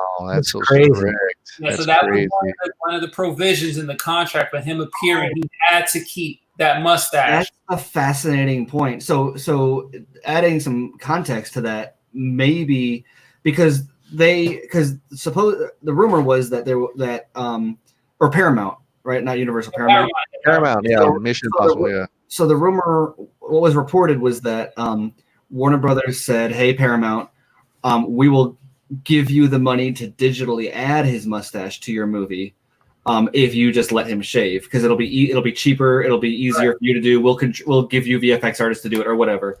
Yeah. And I think Paramount was like, "Yeah, we'll do it," and then Chris McQuarrie said no. I think what the rumor was. Well, he said that like during the helicopter sequence, it would look weird because all the wind. Yeah. Oh, okay. So that helps. I was going to say it's possible that it had nothing to do with what was happening on screen at all, and they knew that the mustache had become such a big deal that he needed it for marketing, for interviews at cons, etc. And it wasn't actually about CGIing it in the movie being a problem. It was about they wanted to make sure that people saw him in public with it. Wow. Because also the Fallout was shot on IMAX, because seeing that movie on IMAX, it was crystal. I mean, it was crystal. It was glorious. I mean, it's and especially with a franchise that makes such a big deal of the practicality. Like I watched Tom Cruise break his ankle in that movie because it's still in the movie. Right. And wow. Before the movie even starts, there's that small trailer with Tom Cruise and the director saying, I think it's when it's on TV, to make sure you turn off the motion blur and keep it so that it stays at 24 frames a second as intended as we shot it. So it doesn't have that artificial feeling to it and takes away from it.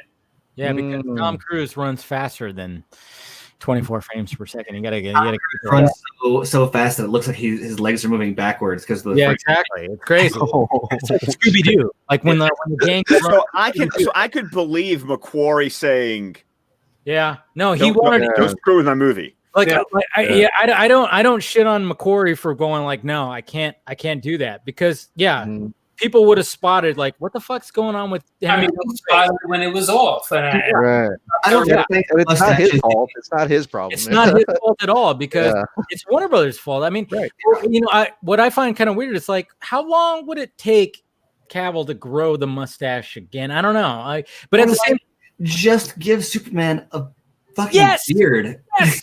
Add this thing on, like, how is what's wrong with him coming back with a beard on? Because you know, I mean, come on, look at once again as someone who did read the comics, and I'm staring at Death and Return of Superman right over there. It's like that's kind of the whole look.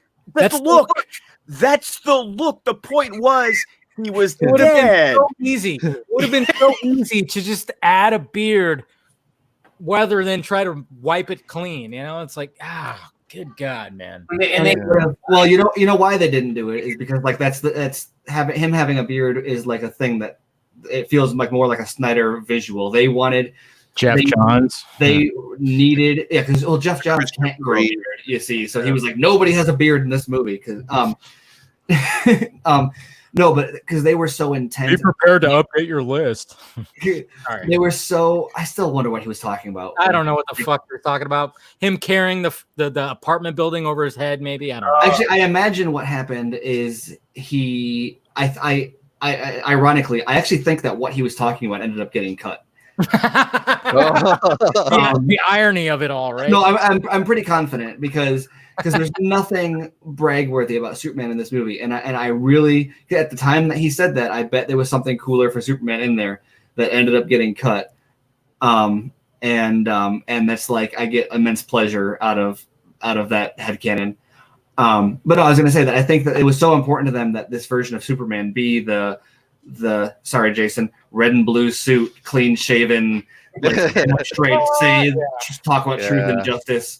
No, I understand the truth and justice line. I nearly threw up in the theater when I heard that. I actually had my hat and I just threw my hat up in the theater. I said, I'm walking out. I'm my friend's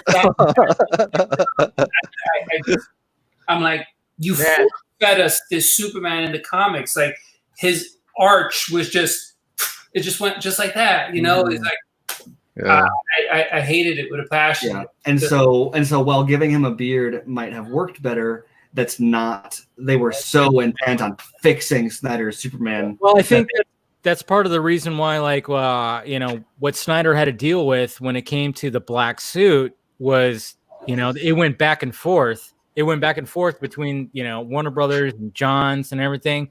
They didn't want it. He wanted it. That's why they shot it in a way where they can easily do a different color grading and just not even it wouldn't even take visual effects to do it, to change the suit into a black and silver suit. That's why we never see, and to this day, like a lot of people are like, you know, still go, oh, was there a moment where Cavill was wearing the black and silver suit behind the scenes? No, you don't see it. You don't see a behind the scenes video or image of him wearing that black and silver suit because he never wore it. Did it exist? Yes, probably. I think Wilkinson most likely made a black and silver suit, but the fact that Snyder had to go back and forth with the studio and everybody, they didn't shoot in that suit, but they shot it in a way where they can actually convert the blue and red suit into that silver suit. That's why when you see people do like GIFs on Twitter, they could just easily change, you know, just a couple little manipulations to the color grading, and all of a sudden, wow, you have a black and silver suit. Easy. Right. Easier. Well, yeah, I'm going to be a hypocrite here, but I did pick up the special collector's edition at San Diego. That's the black suit. Look at that. Oh, that's awesome. Justice League version. Nice. It's the black suit. So Justice League version. The collector's version, yeah, but I just you're just well, the thing that excites me about the black suit is that when you listen to the way that Wilkinson talks about crafting it, that they put this like the undercoating was like a highly reflective silver of some kind. Yeah. And so it was way shinier. than in other movies. And when I started to realize that like Snyder's intent was to turn that black, I realized like the black suit is supposed to be like a solar suit. And so thinking about it being that much like more reflective, so being black but also having that like bright white reflection on it, I think would be a really dynamic look. I'm just gonna try to convince Jason that the black suit could be cool all night. I mean, Did he not? when I shot the Hot Toys figure, I said, you know what? I did a black suit version as well. So Yeah. I saw it. I said, all right, let me put the black suit version out there, and the black suit version ended up getting more likes than the blue and red one, and I wanted to delete it, but I said, no, I'll leave it out there. I found I get my kids these little Scott and Chris might know what I'm talking about. These little juice things like they have at like the gas station down the street that have like little character tops on them. They're like little Yeah. And this happens pretty commonly. So it's not just with these, but they're and so it'll be like My Little Pony and SpongeBob SquarePants and Mickey Mouse and whatever, Black Panther. And there's one that was a black suit Superman. And it's kind of crazy how often you run across like off the beaten path kind of Superman memorabilia where it'll be like the coin operated sticker machine on the way out of the grocery store has a black suit Superman sticker on it. Crazy, right? It's Yeah. crazy. It's It's always been crazy to me how despite the fact that like it's not a widely known version, how it's still Is that because marketing started a lot earlier in the production, like in terms of toys, like they sent off, well, we're gonna have a black suit Superman? I don't know, because you didn't get a lot of toys. I think that they screwed themselves on merchandising for Justice League, and I suspect it's because they I think Snyder always sells really well with merchandise, because especially with like Hot Toys and stuff, because he makes such iconic characters, and they all have multiple different suits. Even Man of Steel had a black suit and a blue suit Superman, but in BVS, Batman has 3 or 4 different. He's got Nightmare. He's got regular suit. He's got and armored suit and armored suit. Yeah, and damage suit. Yeah, and actually for the Mattel toys, the BVS one also had the one where you could switch out the head, and so it was Bruce Wayne without the cowl on. Yeah, because I have all of those, and because another thing about like the Justice League toys was that the Steppenwolf design, Steppenwolf was the one that you built. Like there wasn't a Steppenwolf figure you bought by itself. Steppenwolf was the figure you constructed by collecting them all. Nice. Yeah. They did that with Power Rangers. And so I haven't ever looked at the numbers to compare this, but one of the biggest areas that Snyder benefit, like merchandise is often bigger than, like for some of these companies, a bigger deal than even, like I know it's that case for Star Wars, that merchandise is a bigger draw than the theatrical. It's bigger in Power Rangers. Like and you always hear the stories like how Young Justice got canceled because it wasn't enough toys. They weren't selling the toys. But you look at like Justice League and you look at how much merch, like official merch was out there, and it's shockingly little. Yet you look and I was just talking about how many suits Batman had in BVS. He's got even more in Justice League. Yeah. And everybody, and Ray Fisher's got multiple forms. Jason Momoa has multiple suits. Even Flash does. Exactly. Darkseid was supposed to be in it, and there's no Darkseid memorabilia. And so you got to wonder, like, it's not just box office they screwed themselves out of, but like, man, I think they missed out on massive merchandising opportunity. Well, and I think I did this off air one time. I don't think I ever did this online, but DC does DC Collectibles. They do their direct action figures, not just the ones you get from Mattel and now that are being made by McFarlane Toys. And right up here, they had an entire line of DC. They had like a New 52 line. They had a whole DC Films line. And I remember I pre-ordered all of them. And what happened was they only came out with Superman and Armored Batman, and then every other toy in the line, the listing got canceled. So I was getting multiple emails for all these action figures that I pre-ordered that they said, the listing has been removed from the distributor. We're so sorry. We'll not be seeing the toy. And so up here on my shelf with all my still books, I get to use those as bookends because there's only ever going to be those two. Yeah. So they screwed themselves out of that direct market Mhm. merchandising as well, even though I did buy all the Mattel ones that you could get at like a Walmart. Oh, Here's a fun bit of trivia related to that. Did who in here? I've gone all night. So who Here it comes. who has listened to the most recent episode of my podcast, Batman v Superman by the Minute with Andrew Dice? With also guest starring Richard Citrone. Yeah, guest star. Richard Citrone. So Scott probably knows where I'm going with this. Yes, I do. Fun bit of trivia. He got a call from Hot Toys, and they were like, "Hey, we can't get Ben to sign off on this armored Batman suit. Like to do it like they normally do, like a scan of his face to like to do the design for the armored Batman suit." And so Rich Citrone got a call from Hot Toys, and they were like, "Hey, we know you spent a lot of time in the suit. Ben's people won't sign off on this. How do you feel about that?" And he was like, "Hell yeah, I'll do that."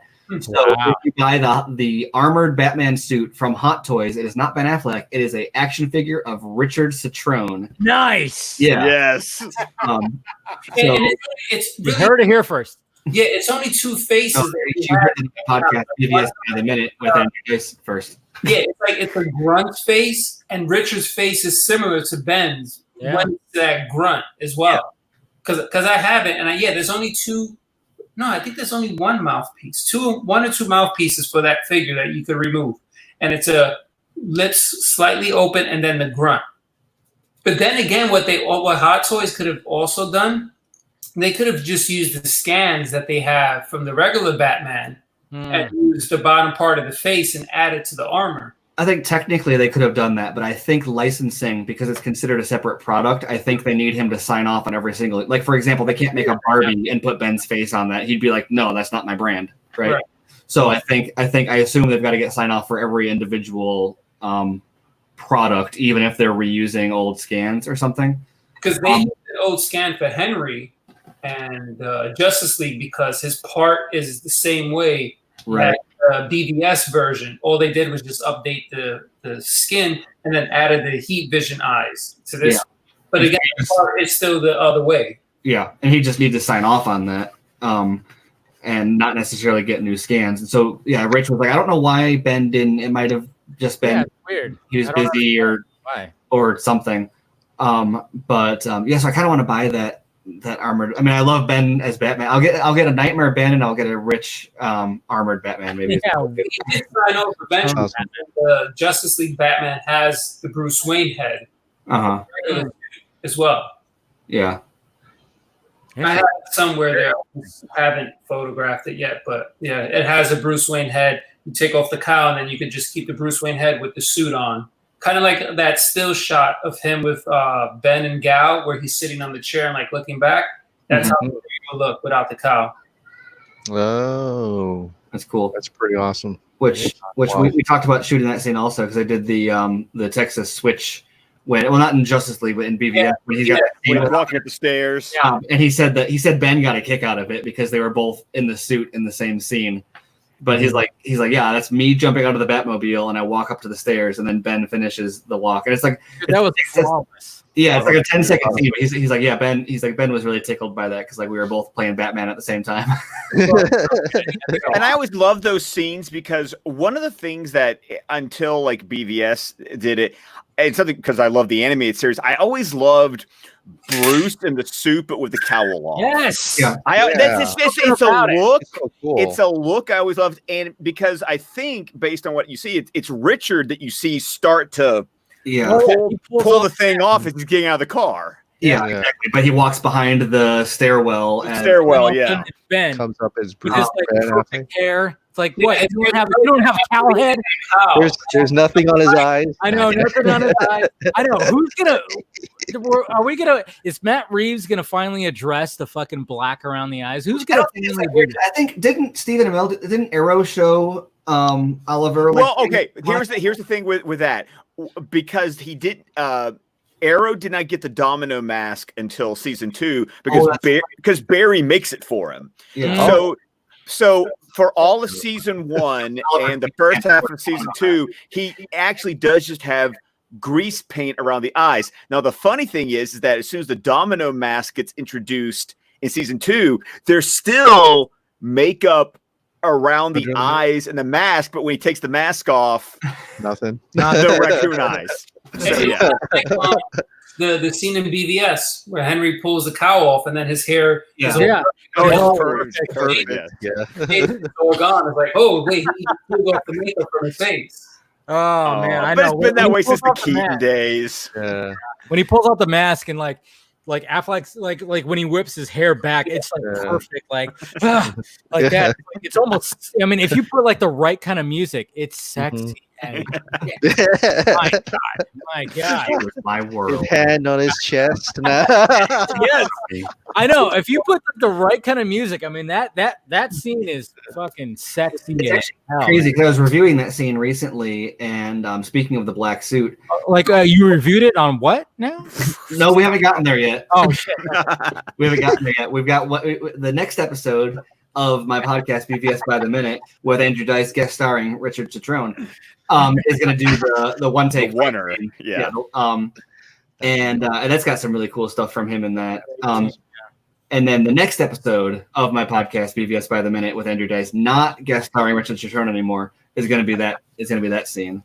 Okay. So I'm excited. But I was watching it just because I was in that vicinity of the movie, watching the other minutes. And I had to rewind. I was like, I never noticed this before, but and it must have been like the contrast on my monitor needs to be fixed or something. I was like, that suit almost looks black, and I'm like, someone would have noticed this if it was before. And I was like, oh no, it's clearly blue at a specific spot. But which I think brings up an interesting point, though, that a lot of people are like, well, if the suit was supposed to be black, then how come in the Nightmare it's blue? But what I think people don't realize about that is that Nightmare future has already been averted. Yeah. Right. Flash coming back automatically changed that, right? Because Batman dies in that version of the Nightmare, but we know that eventually Batman jumps through a portal. So clearly we're not going down that same path. The act of Flash coming back caused Bruce to make the team earlier, which is leading us to a different version of the Nightmare, which we don't know yet. And which I think is a really kind of cool idea about the Nightmare is it's not a single timeline that's being revealed to us. That was a dead end. That was a failure version of the Nightmare timeline. And then we're going to see a different version of it. And then until eventually he finds, he's not too soon. He finds the right window. He comes back and he saves everyone. Damn. I just had the chalkboard. I just had the chalkboard from Back to the Future Part 2 playing in my head. No, right then. Somebody tag Sam Parker Metal on Twitter. He's got a full diagram of the likely different branching times, and it's pretty good. I mean, I worked on it with him, so I'll say it's pretty good. But you worked. I didn't know that, so he sent me that, and I thought he did it all himself. Oh no, there was a long conversation. Well, I mean, it was partly Steven. He put it together, so I'm just saying I helped work through it. So I was involved with the conversation, so I'm not trying to take all the credit. But yeah, I thought that was a really cool kind of visualization to be like, no, we're not talking about one nightmare. We're talking about technically the second half of BVS is already an alternate timeline. The timeline changes when Flash comes back. If Flash hadn't come back, maybe Batman would have killed Superman at the end, or obviously he doesn't kill him because they face each other in the Nightmare. But maybe they wouldn't have fought. Maybe they would have found something different would have happened that would have led to the Nightmare happening one way. But Flash coming back and telling him, "You were right. You were always right." Bruce thinks he's talking about Superman. And he says, "Find us." And so he knows then after Superman dies, his first thought is, I have to assemble this team. I was warned by a vision from the future. Whereas without that, he would have taken longer to form the team, which then would have ended with him dying at the end of the Nightmare. Right. So, God, I want to see that movie with Barry and Bruce being Doc and Marty. Yeah. It's about your kids, Marty. That alternate. West Coast, so it's still the 35-year anniversary of Back to the Future. Yes, today. Yeah. Today. Oh, really? Perfect. Right? I mean, we could think have I a whole brought it stream up? on Back to the Future if you guys want to, man. I think it's a handful of perfect movies, and I think that's probably one of them. Right? What would you change about Back to the Future? Nothing. Nothing. It's too perfect. I mean, I mean, and it's funny too because when you think of the behind the scenes of that and how they wanted Michael J. Fox, they couldn't get Michael J. Fox. They got Eric Stoltz, shot half the movie, and went, "This is not working, guys. It's not working with Stoltz." And then wasn't Stoltz like method acting or something, and they were just like, I don't know, like I mean, he didn't have that quick humor that Michael yeah. had. Yeah. Well, he's playing it more like a drama, right? Right. I really would love to see that footage someday because it sounds really like. No, you can find it. It's on the Blu-ray. Like there's documentary footage, especially with all like the 35th, like all the anniversary releases. Oh, it's all there. You can watch it. Yeah, and fun fact, when Marty punches Biff in the cafe, that's actually Stoltz. You actually get Stoltz for a little frame. Yeah, Stoltz. Yeah, because they didn't reshoot the punch. They didn't reshoot it, and you could briefly see Stoltz in like 1 or 2 frames when he's punching him. And I think about that documentary part. They mentioned look at Biff Tannen in the scenes. His face changes because he's pulling all-nighters to film with Michael J. Fox because he was doing Family Ties, and he has bags. Oh yeah, because he was getting like 3 hours sleep. Like the scene is nice and clear and like rejuvenated. So it's fun when you look at those scenes. But Back to the Future, perfect. Yeah. And then part 2 was Zemeckis creating new technology to do because the biggest thing Zemeckis wanted was the ability for the camera to move, and yet 2 actors. While there's 2 or 3, like Back to the Future Part 2, Michael J. Fox is his entire family. Oh yes, in the future.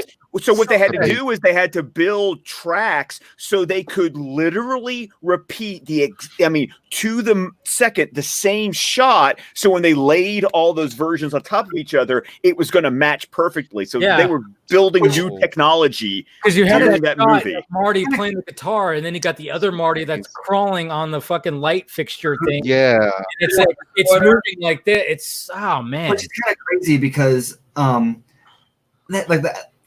the technology is not necessary. That's basically what they did for Star Wars. That's basically how they shot all the space. Because they would put a camera on a timed track they'd have like a stationary ship, and they would run the camera past it in a very specific way, and then they'd swap out different ships in out, and then they'd lay they didn't have blue screen yet. I think they actually shot it in front of black at the time, right? Yeah. And then they layer all of those on top of each other. So it must just be a more advanced version of that, but it's a very similar. And obviously, you're not doing it with like moving actors on a moving set, and not having that weird look where you can always tell from like the color, like that, like right. it was not shot in the same frame. See the line, yeah, right. Mm-hmm. Yeah. I mean, yeah. When you watch that, it's like it's crazy how well they did that. I mean, even like I even remember when I first like tried to do it like my own self, like just with a little limited technology that I have. I mean, you could kind of tell sometimes too with like when they would try to like for instance, I don't know if you guys seen a movie called Multiplicity with Michael Keaton. So good. But when there's got to be 4 of him in a shot, I mean, you could tell that they probably shot it all wide, like super wide. But then, like when they were doing like post production, they moved the camera like in post production just to make it seem like there's a scene happening. But it seems like it's too smooth than the way it would be like live action, like when they would move a camera. So, but Multiplicity, man, if nobody's watched that, please watch that. Great movie, underrated. That's why I love following like VFX artists on like Twitter and Instagram. Because a lot of them love to like kind of celebrate these scenes that like I never really realized just how much how work. elaborate they There's are. so many things, and like in the next episode of my podcast, with Andrew Dice, this episode is guest starring Richard Strong. We talk about what Larry Fong did to get that IMAX camera in the truck. And to get it to follow Affleck out of the truck, rack focus, adjust exposure, because you're in the truck and then you're in the desert. And so you've got to like adjust exposure on the fly in the middle of a tracking shot. And you've got to have it on a crane because you can't carry an IMAX camera is the size of a refrigerator. So you can't carry it out of the truck. You've got to have it on the crane. But because it's a truck, you can't get an arm down there without it being in shot. So they cut out the side of it. and ran it down. And it's awesome to think about what a huge accomplishment that is. But like 99% of people are going to watch that scene in IMAX. Like the impressive part is it's IMAX. So they could have done that with any other camera and just put it on a dolly or handycammed it out or whatever. And so like the only people who like know that it's on an IMAX because they're watching it on an IMAX screen, who are like cinematographers or something, are going to watch that and be like, whoa, how did he do that? And I always love those scenes because it's like people, there's so much work went into it. And for 99.9% of viewers, they're just like, okay, yeah, that's just the camera moved and then we went on. I mean, move the camera. I mean, I when I was at my dad's over the weekend, I think on Sunday, we watched 1917, and obviously the whole thing about that movie is the fact that it's essentially a one shot. And the fact and how they achieved that is pretty phenomenal. I mean, I when I watch that movie, I try to think like, where do they do the cuts? And you could spot them if you're looking. If you're really looking. I could spot the first one. The first one is very noticeable to me. I could see it, but so, I mean, there's like a part where like when they're walking through and there's like a watery little, because they're in like this little spot where there's like water, and the camera literally goes over the water as they're like walking over the side. And I'm like, Jesus Christ, how do they achieve that? Like, how are they? I know they do like, certain little gimmicks where they hand the camera off to like somebody else, or it's like on a crane, but it was mind boggling of how they achieved a lot of those shots in that movie. And it's the same thing like with Birdman, because Birdman's Birdman's that one shot thing. Yeah. That's still whoa. Well, I mean, and it reminds me, and so that what that did is it reminds me of that camera rig that of the League in the Wayne Aerospace hangar. We have not seen yet. We have not seen, and I want to see, because like so badly. Well, it's that idea, kind of like what Steven was just talking about, where the average Joe is not going to think about an IMAX camera doing that. It's like an entire rig was designed for a talking scene, and it's like I want to watch it and just know. Static shot of Ben Affleck saying, "Did Steve Trevor tell you that?" And then and then getting shoved by who I assume is Gal Gadot's stunt double, right? Before they instead of it being like cut together because they weren't all in the same room. There. Yeah, they weren't actually there. But then because that's the same scene based on the behind the scenes stuff we've seen, where Cyborg is projecting the hologram, and you're getting the sort of his history lesson of where the mother box came from. Yeah. Because from that deleted scene from Wonder Woman that the mother box gets dug up, by the Oddfellows, and then it gets, and then you're supposed to track it, and I'm just ready for that. Yeah. I'm ready for all the stuff that we've seen, like seconds here, seconds there, and the tip of the iceberg comic. Because yes, I don't know how all this fits together. Yeah, I know. I mean, we're definitely in something special. Was that Jason? I just know I'm excited for it, but according to other, people in the fandom, I can't really see it because I'm a part-timer or something like that. We're all part-timers, Jason. Don't worry. The secret is you can do whatever you want, and they can't do anything about it. So I was telling Dave earlier, I always found that to be the dumbest argument. I'm like, who are you to tell me what I cannot see? Mm-hmm. And it doesn't even belong to you. Like, you're arguing for something that you have no control over. Even if it did, what's going to happen? You're going to be like queuing up HBO Max, and like the Kool-Aid Man is like going to come through your front door and be like, "Oh, smash your computer." By the way, just a reminder. And just a reminder to anyone who did not see it shared on social media, the Ultimate Edition of BVS is now the only version on HBO Max. They removed the theatrical and put completely. The Ultimate Edition. Yeah. Yes. It's like, honestly, it almost feels better to me than getting the Snyder cut. How dare you, Steven? I'm gonna clip that out. But you got to think about this. Is what I was telling my wife, because we were driving in the car today, and sometimes I have to go geek on her and explain and just I don't mansplain, but it's like, no, honey, let me explain why this is important. But it's like unless you bought the Blu-ray of BVS or you bought it digitally or rented it digitally, there has been no way for Joe Blow to see the Ultimate Edition. It has never been streaming. One time. So Theaters. yeah, one time in theaters, and it was one night, and even I couldn't even make it to that. Whenever it's on HBO or like TV at all, like whenever I'm somewhere that's got it on TV, I watch it for a second to be like, I wonder if it's the Ultimate Edition, and it never is. Like, Never is. So now this is like the widest exposure exactly that the Ultimate Edition is going to have, plus the fact that now, unlike going into the iTunes store or Vudu or Amazon, there's no other option. It is the Ultimate Edition. I love that Deborah posted on Vero, like, hey, Zach's cut of the movie is on HBO Max. Well, she call it Zach's cut, not the Ultimate cut, too. Just to, like, they've already acknowledged this before, but just to continue the, like, no, this is the movie we wanted everyone to see. Right. And may I plug the fact that we did DC Film Squadcast, we did record a commentary track, and that has been reshared now on Twitter for your viewing pleasure, since you can now watch it on HBO Max. There it is. Crazy. All right. I had to get my plug life in. You have to. Steven's like going like 5-1 at this point. So yeah. I think the great thing about that too is every time someone plugs. No, someone pointed out. Someone pointed out that it says it was released in 2019. 2019, yes. I don't know if that's why. I saw that too. Yeah. I don't know if that's the reason or if it's just because it's newly added to the platform, but it's flagged as new. So like if you go to DC Films, it's like the first one that shows up, and it has a new flag in the corner, and it's labeled Batman v Superman Ultimate Edition.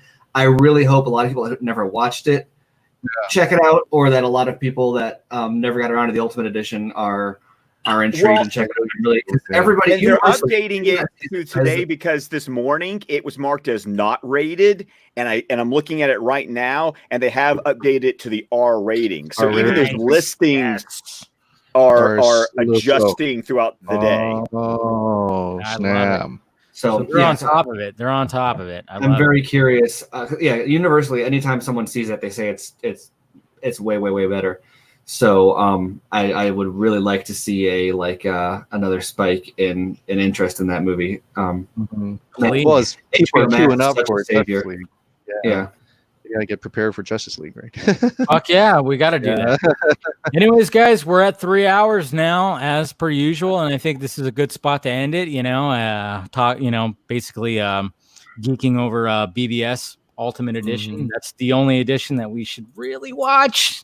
I think everybody here, of course, even in the live chat, the theatrical version, it's watchable, but you just can't go back. You just don't go back. Yeah, exactly. It's frustrating. It's frustrating, because you know that there's more Lois stuff, and you're like, frustrating. Yeah, exactly. And Clark Kent stuff. It's just, it is pretty frustrating. But I think it's a good spot to end it. And I appreciate, of course, everybody joining the Vodka stream, specifically Mr. Jason Laboy, man. Thank you for coming on. And go ahead and promote yourself right now, my friend. I don't like attention to be drawn to myself and stuff. Oh, don't lie. I don't have a podcast or anything like that, with special guests, Richard or things like that. But he's got some good images. I just have my photography website. Unfortunately, I don't have any new stuff because with the coronavirus convention. That's probably affecting a lot of that. Yeah, conventions. You should do a photo shoot with your black suit. Hot Toys. Oh, how dare you? It's just I have to wait for the right lighting. So I'm gonna definitely take the Superman and take the idea I'm gonna have him levitating behind Batman, looking up at him without the cowl on, and I'll have him. That's just getting the lighting correct because, like you mentioned earlier, the undersuit is highly reflective.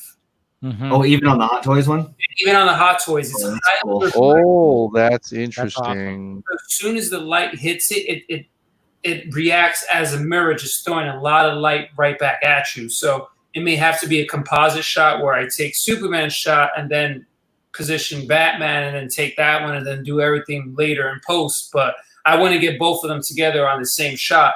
And that's what it's going to take some while just to figure out the lighting for that. Because again, that suit is highly reflective. The undersuit, you could see the metal, like the silver line, the shoulder pads and the chest mark. I mean, it like when it hit light hits it, it kicks right back into the camera easily. Wow. Even the Hot Toys is like that. It's a beautiful figure.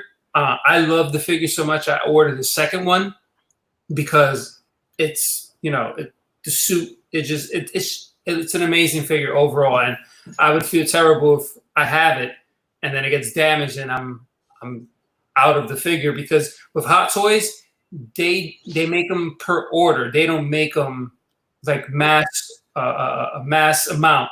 Yeah, manufacture on demand, basically. Yeah, which is like someone had mentioned earlier in the comments that Cyborg is canceled. Unfortunately, I had mentioned, I got into this whole, I've spoken with many representatives at Hot Toys when I went to San Diego and New York Comic-Con, and I showed them my figure photography, and it was like great stuff. And I spoke to them how they go about the figure process and such. And the demand for Justice League figures weren't there because the movie flopped. Mm-hmm.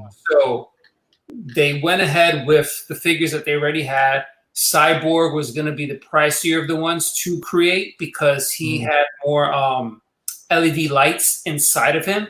So therefore now they have to add batteries with LED lights in it. Then he had different parts. So he had a shield arm. He had a laser gun, which also lit up. The eye lit up, or in the dot, the chest, the heart lit up. I was able to take pictures of the prototype a couple years ago. I have them on my website. Just look in the conventions gallery and look for like San Diego Comic-Con 2017, and you can see prototypes of the figure. But they said it was canceled because of cost and there's just no demand. With the Snyder Cut coming out, that may change, and that may bring interest to have that figure come out, and then it could be produced in like possibly a limited run, because it's gonna, like, the armored Batman suit cost like an additional $75 just because they added light in the head. Yeah, so in the eyes. Yeah, that's awesome. Lights, and then again, the second head sculpt for Superman bumped up the price and up to $50 because of the LED lights with the heat vision. So those LED lights and the batteries, it's the cheapest thing, but it's an additional cost because they have to do another face scan. They have to add the electronics in it, the electronics in the body. I mean, I want the Cyborg figures to come out because I would like to have the entire collection on a bookshelf and have the entire Justice League there in a great shot. But do they go demand by pre-orders? Yes, or? Pre-order. Oh, okay. Yeah, it goes by pre-order. So it's not one of those they make and then they say buy now. It's pre-order, do your monthly payments. So when someone says, "Oh, I can't afford it," it's like, no, you could do monthly payments for the figure and you could get the figure. So, I would say if you want the Superman, you can still get the Superman. They still have the Batman, Aquaman, Wonder Woman versions of the Justice League. Just put in your monthly installments, and then when you get it and you see that figure and you see how amazing it is. I mean, my Batman, I got the deluxe edition, so I have one mother box with Batman, and I think that's the mother box of the. You can't even see. It's the beige, the bronze one. So that's maybe the one that the Vikings were digging out. So that'd be the Earth. That'd be the Earth. That'd be the human mother box. Okay. Yeah, the Earth-based one. Yeah. He has that one, and then the Aquaman has a mother box, and I believe Themyscira. Yeah, the deluxe edition of Wonder Woman has a mother box. The Amazons. Yeah. They're beautiful figures. Eventually, like I said, I'll get to shooting with them. Oh, damn. Steven came back, guys. Damn it. Hey. I had to plug myself one more time. I was like, oh, no. If we're going to end right now, we got to get Steven out of here right now. Yeah, but like I said, it's just, Jason Laboy Photography, Vero, Twitter, Instagram, website. I don't do any podcasts, with special guests and stuff. Maybe I can join in on other podcasts. Oh, no. Yeah. Hey, you're always welcome on the Vodka stream, man. When conventions pick up again, I'll be out there. I'm not going to get involved with any I get it. We get it. We get it. We totally get it. I spend too much energy in this movement, too much toxic stuff, being part-timer and all this stuff. Yeah. No, we totally get it. We totally get it. No, it's understandable, but I appreciate you coming on tonight, being the special guest and talking about all the stuff that you've been doing and even the stuff that you've been noticing in where you're at right now, with all the stuff like that, we totally appreciate that. And of course, appreciate the rest of the panel. Mr. Scott McKellen, what do you McClellan, right? Thank you. Thank you. I usually say McKellen. McClellan. Sorry. There's 3 L's in your name. Damn it. I've been saying it so wrong. But yes, all the way in Alabama, where I was born. Go ahead and promote yourself, sir. Well, of course, I co-host DC Film Squadcast over at the Squadcast Media Network, which you can find at squadcastmedia.com. You can find us on Twitter at DC Film Squadcast, and I can be found individually on Twitter right there. There we go, at Scott DC27. You gotta work on your pointing. You're pointing. Yeah. I know. My pointing. Yeah, I know. Here's the story of a lot. Yeah. Chris Wong Swenson, go ahead and promote yourself. Yeah, it's Chris Wong Swenson at Ping Pong Flick Show and also on my Twitter there, Nexus Pong. And I think that's all the people that we have. I don't good. Yeah. Anything else? I don't know. Is there anybody? Oh, sorry, Steven, you came back. Go ahead. Hey. Yeah, you can follow me on Twitter at SM Colbert right there. I was like, I'm See? gonna It's hard. Yeah, it's difficult. Yeah. It's like being a weatherman. And you can also find me at Screen Rant. I also co-host the podcast BVS by the Minute with Andrew Dice. We also just launched Justice League by the Minute, which is going to be a slow start just since the movie's not out yet, but we'll have some stuff so you can subscribe to both of those and iTunes or wherever else. And like I mentioned a few times, we just had Richard Citrone on, and we're working through the Nightmare, so there's some really cool stuff. Nice. All right. Good job, Jason. You put Yeah. like, wait a minute. I didn't do that. Yeah. Thing. Anyways, guys, so here's the last little drink of vodka. Cheers to everybody. Everybody have a safe 4th of July. I know a lot of the fireworks are canceled, which sucks. I get it, but, do what you can. And, we still got to show our love for this country. So even with all the craziness that's happening. And anyways, cheers, guys. Cheers to everybody on the panel. All right. Yeah. Good stuff. All right, guys. I'll talk to you later.